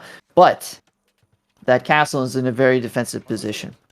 He's going to have to go all the way around to do damage, which will allow the Janissaries to get free snipes. Now, what do you think about the fact that Janissaries have a longer range than crossbows? I think it's bullshit. Janissaries are kind of ridiculous. They have more range and more attack. It makes historical sense, right? Because, you know... Does it? They were super... Like, I don't know. Historically, it doesn't make sense for crossbows to be fighting Janissaries. I mean, like, hand cannons in the first place, but... There's a siege workshop. And look, just because of the range advantage, the crossbows are going back. I think you need a fast ballistics here to fight the Janissaries, because it's just so easy to fight them at your range and kind of keep them at bay. Because they don't want to close in on you. Handguns had lower effective range, yeah. I guess that's what it is in Total War, right? Shorter range than longbows and shit. Well, I mean, Janissaries, historically have nothing to do with a particular weapon. A Janissary was a kind of, soldier mercenary. Yeah, like the samurai. They were a warrior class, right? Yeah, essentially. Because, a lot of samurai were actually archers as well. I know, I definitely would have been an archer. The idea of getting close to somebody and having a fight? No thank you. I want to live.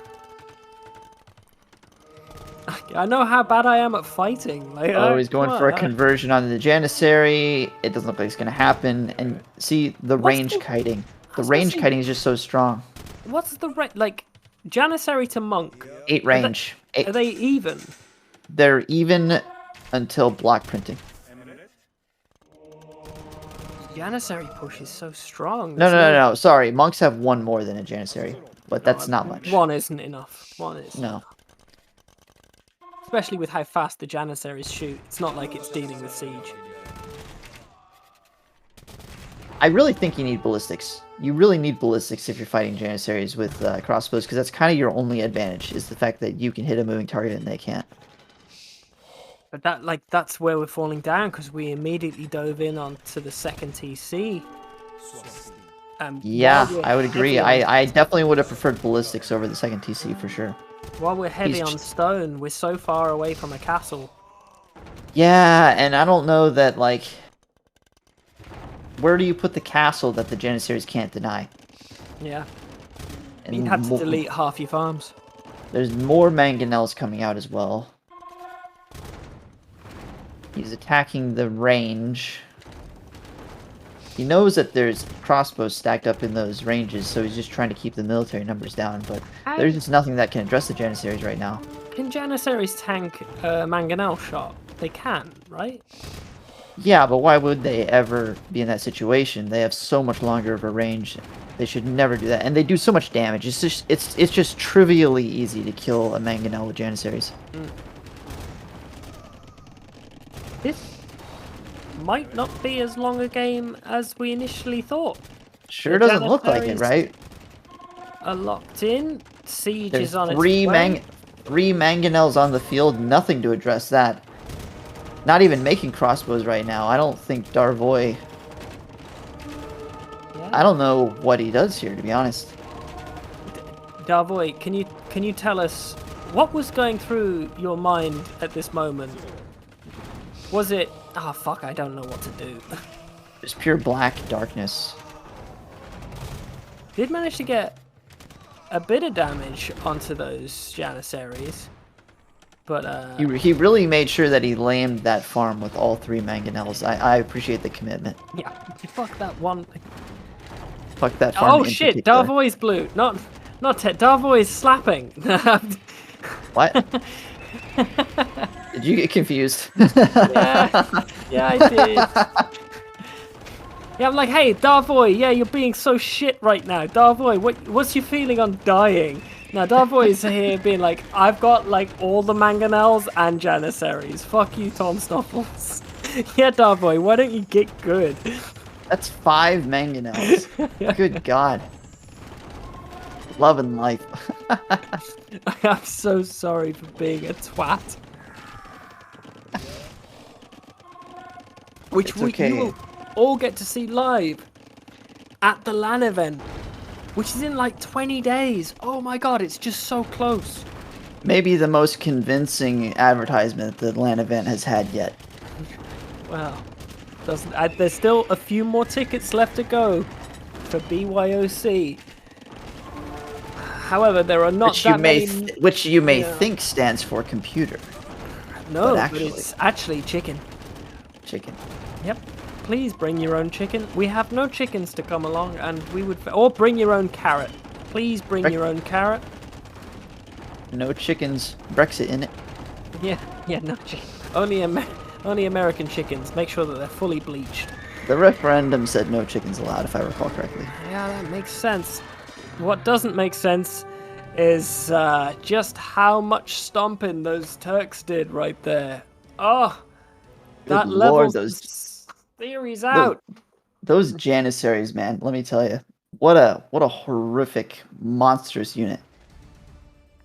It's been kind of crazy how one-sided each game has been, right? Right? We haven't really seen a lot of back and forth. It's just been kind of blow for blow at the moment. Yeah.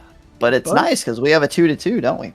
We do have a 2-2, which means that this fucking series has gone the full 5 games to decide who is going to the live event, to the semi-finals, to perform in front of all of us live, which is amazing, to see who guarantees that they don't get an admin loss from King Boo. I think that's quite stunning. It's just great. It's just great. Also, I appreciate the fact that Boo is going to disqualify himself as he is an admin of the tournament too. I think that's a very sporting move. That is a very sporting move, which is very rare for Boo. But, you know... It's incredibly uncharacteristic if you know anything about him.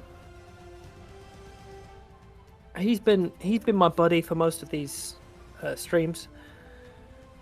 We keep him close. Lovely. Does he have his own cup? He does. He drinks from this one. Oh man, that you're making me nervous. You're gonna drop something. You're not wrong. Boo, go away. Okay. So, final game. The decider goes to Ted's home map of Golden Swamp. Oh boy. So, looks like it's going to be Koreans versus Byzantines. What do you think? I mean, I can feel that. I can definitely feel that. Byzantines are a pretty good civ at dealing with what the Koreans can throw out. Can't see any reason to go Celts on that map over Koreans. No. I could maybe see going Khmer, but I think you're right. I think at this level, Koreans, Byzantines, the way to go. But it's another civ matchup that I would not expect to see on Golden Swamp normally. So Golden Swamp is kind of a weird one because it's one of the few maps that you'll see, at least in this map pool, where you might potentially see land units fighting with water units. Yeah. And in that kind of matchup, the fire ship is supreme. Just kills all land units. Except elephants. Including elephants. faster and does tons of damage.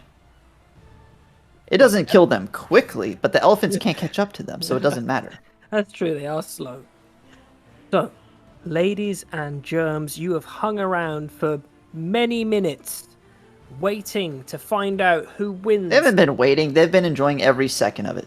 Enjoying our high quality casting, and we are shortly going to hop into Game 5 of Darvoy versus Ted. It's been a cracking series so far.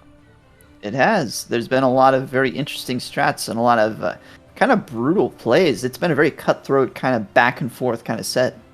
Yeah, but not back and forth in the games, which is... Yeah, the games themselves have been kind of like stomp after stomp, but they're even on the stomp count, so that's all that matters. Do you have a civ that you fight, like, of the remaining? Do you lean more Darvoy or do you lean more Ted?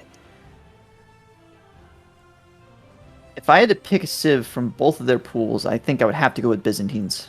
I think I would pick from Darvoy's pool as well, but only just. I do think that there's options, though.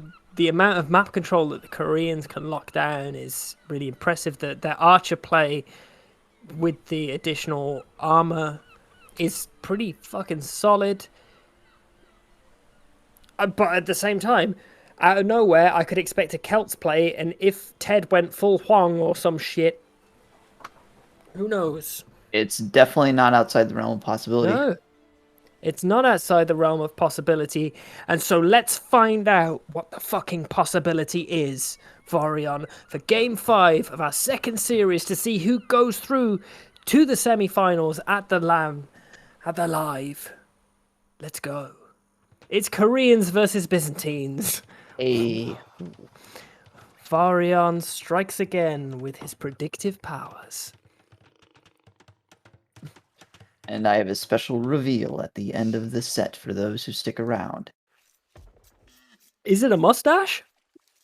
No, that was the reveal at the beginning of the set. Yeah, good to know. What's up, Ray?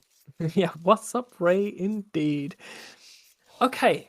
So, Koreans, Byzantines. So you've got a strong leaning. I say strong. You've got a minor leaning towards Byzantines in this matchup. I think I definitely prefer Byzantines. I feel like Golden Swamp is a very kind of messy map, and Byzantines kind of have all the tools for that. They kind of have every counter unit in the game, and they have very good counter units, as well as, I would say, an advantage on water over Koreans. I mean, they've also landed so like, look at the fact that Byzantines have 2 safe golds.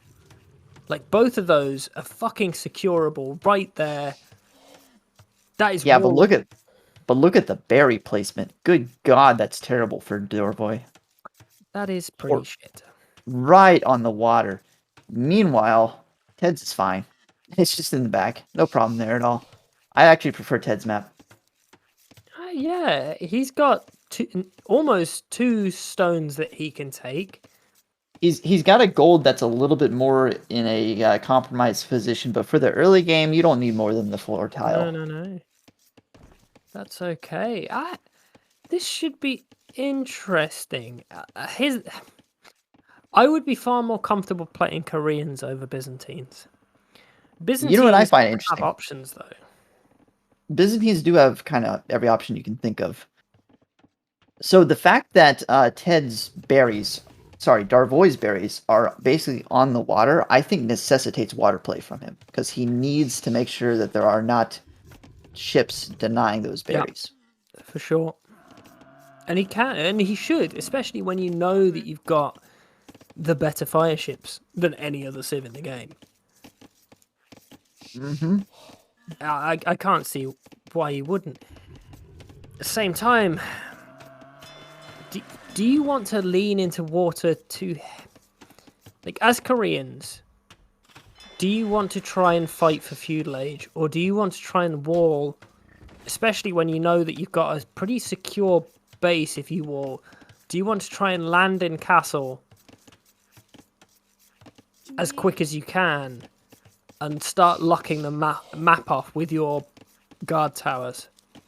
I think on pretty much any map where you have the ability to fight for water, almost always you should do so, just because having a uncontested fish boom is not something that the other player can survive at a high level. You need to at least try to negate their water presence, or contest it to make them commit military to it. So you can actually see that because both of them drop the dock immediately. They're both going to play it for water. It's just the fishing ships are just so strong in early game because it's free eco that you wouldn't have otherwise. It's a map that is definitely like Golden Swamp and Golden Pit and Gold Rush. They all have gold in the name. I'll say that. They do all have gold in the name. They are maps that I cannot stand. I hate these maps because securing the central resources is so important to the game.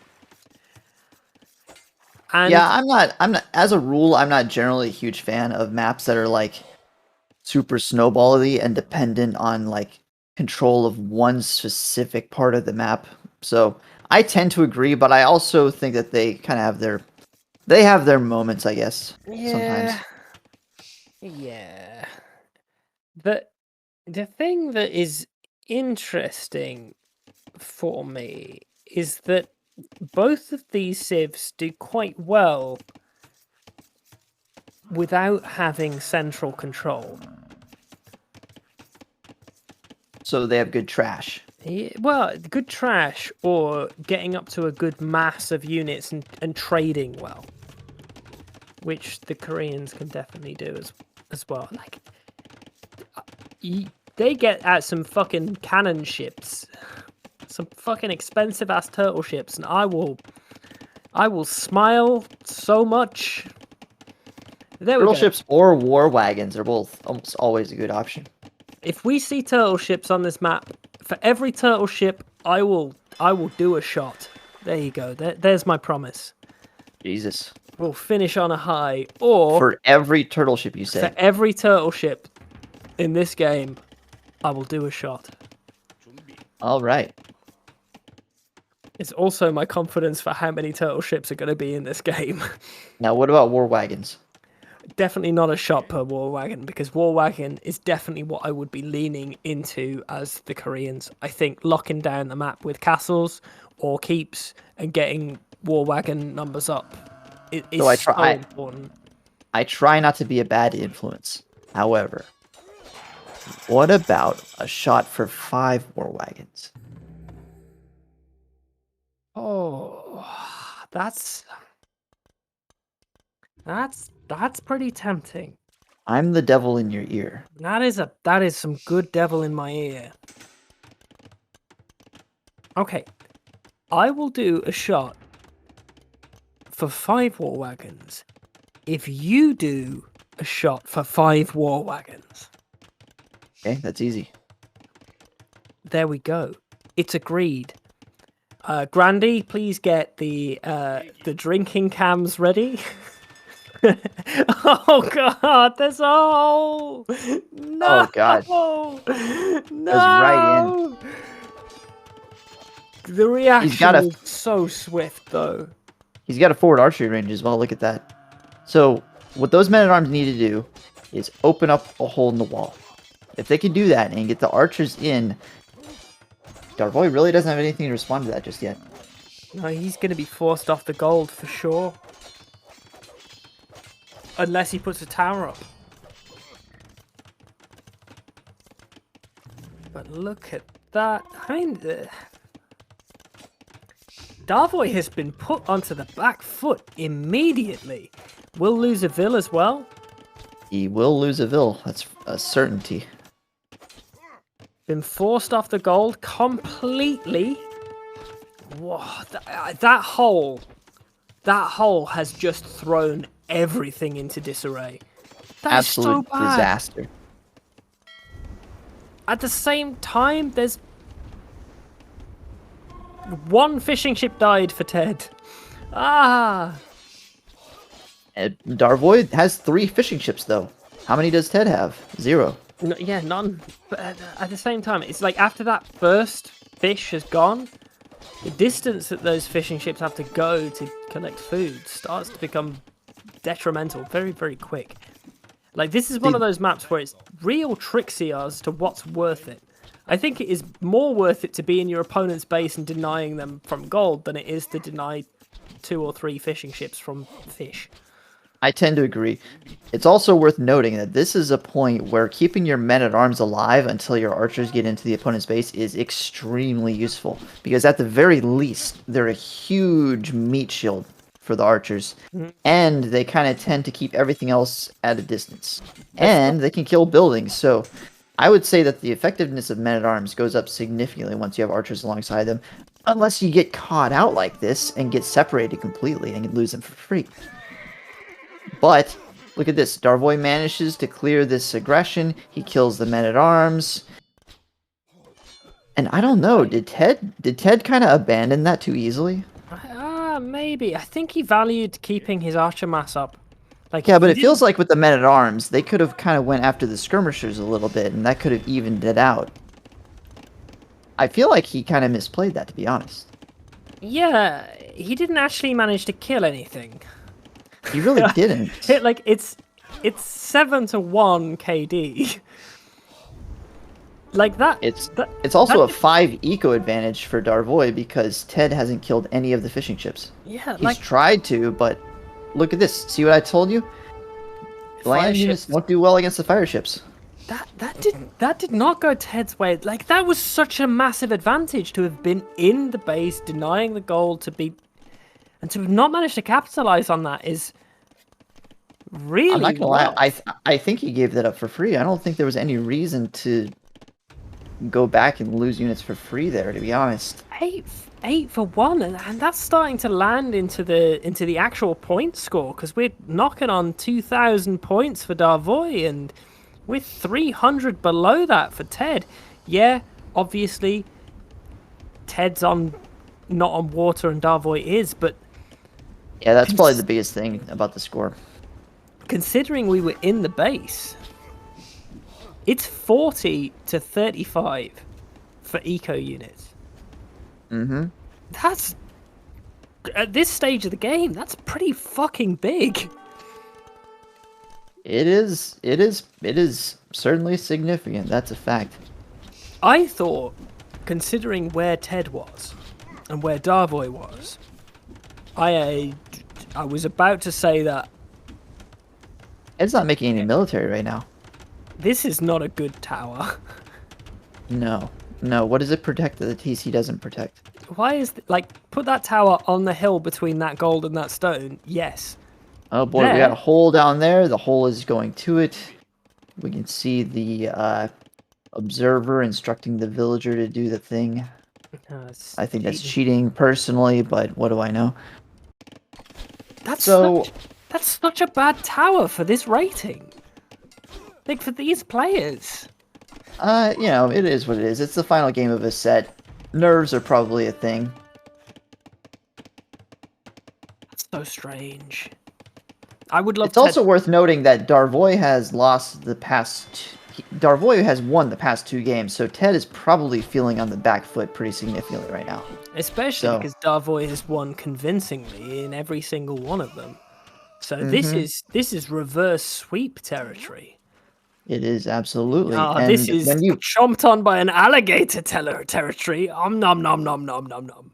And when you've lost the last 2 games in a set, it really feels like the momentum is against you, regardless of how even the set itself is. It definitely feels like the momentum is against Ted. Like, nothing has gone his way. To get into your opponent's base, to be in the position to do so much damage, and then still end up, when there has been no real aggro inside Ted's base, to end up 10 eco units behind. It's a painful thing. He's getting his archer range walled in as well. And this is kind of one of the major drawbacks of having forward military buildings, is that if you don't succeed in the push, those buildings are useless now because you can't reinforce and you can't defend from opponents which is probably a big factor as to why he had to drop that tower. This alligator has done more damage to Darvoy than Ted has. Now, the worst thing about that tower is that it significantly delayed his castle, or at least it would have. I think he just bought the last stone that he needed for one. Will he be able to... He won't be able to get a castle up by the time... He needs to market that. Yeah, there you go. Yeah. That would have been such a good spot for the castle to be.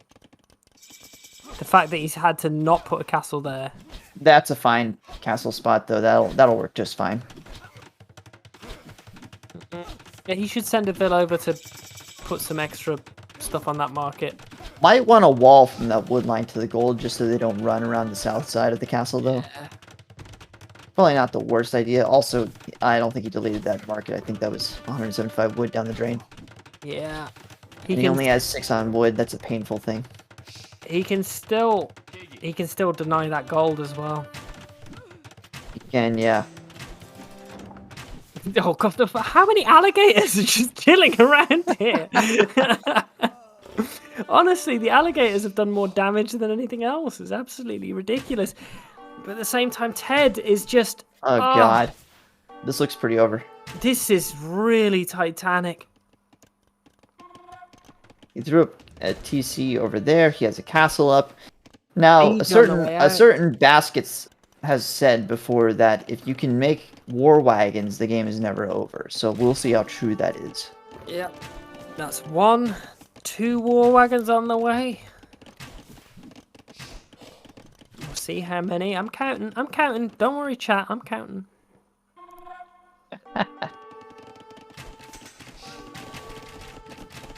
I'm not sure it will get to that, though. The amount of pressure that Darvoy is throwing down, his military mass that he has got... It'll be close, won't it? Yeah. I don't think he actually has the economy to make 5 war wagons. I don't think he has. I think the GG will come in before 5 war wagons is a thing. He's not even considering it. He's got nothing. He's got nothing on gold right now. He's got 0 on wood. Well, now he has something on wood, but he just retasked them, so it's not gonna happen anytime soon. No, he can't do it. This 20 Vils behind. This is a full reverse sweep. It absolutely is. What a comeback. And we were talking about how convincing the first 2 games were as well. Yeah, and they were. They really were. Like, Ted had them so smoothly. I guess part of it comes down to the draft. You know, it's a little odd. I found that they actually did better on each other's home maps than they did on their own. Yes. Oh, and another denial of that. Like, that guard tower would have been really massive. But with the hill, with the gold units dying, with the amount of crossbows, yeah, there's the GG. 4 war wagons come out. Good luck in the lives. Good game, good set. Absolutely good set, and what a reverse sweep from Darvoy. Absolutely. Completely. Oh, hold on. Completely different from what I expected. I expected some very close games, but they weren't close. Each player who won was super dominant on that map. Yeah, it's funny because you can have close games, but like a 3-0 set. Or you can have pretty uneven games, but a 3-2 set, as we just saw. Very exciting to see. And this has probably been...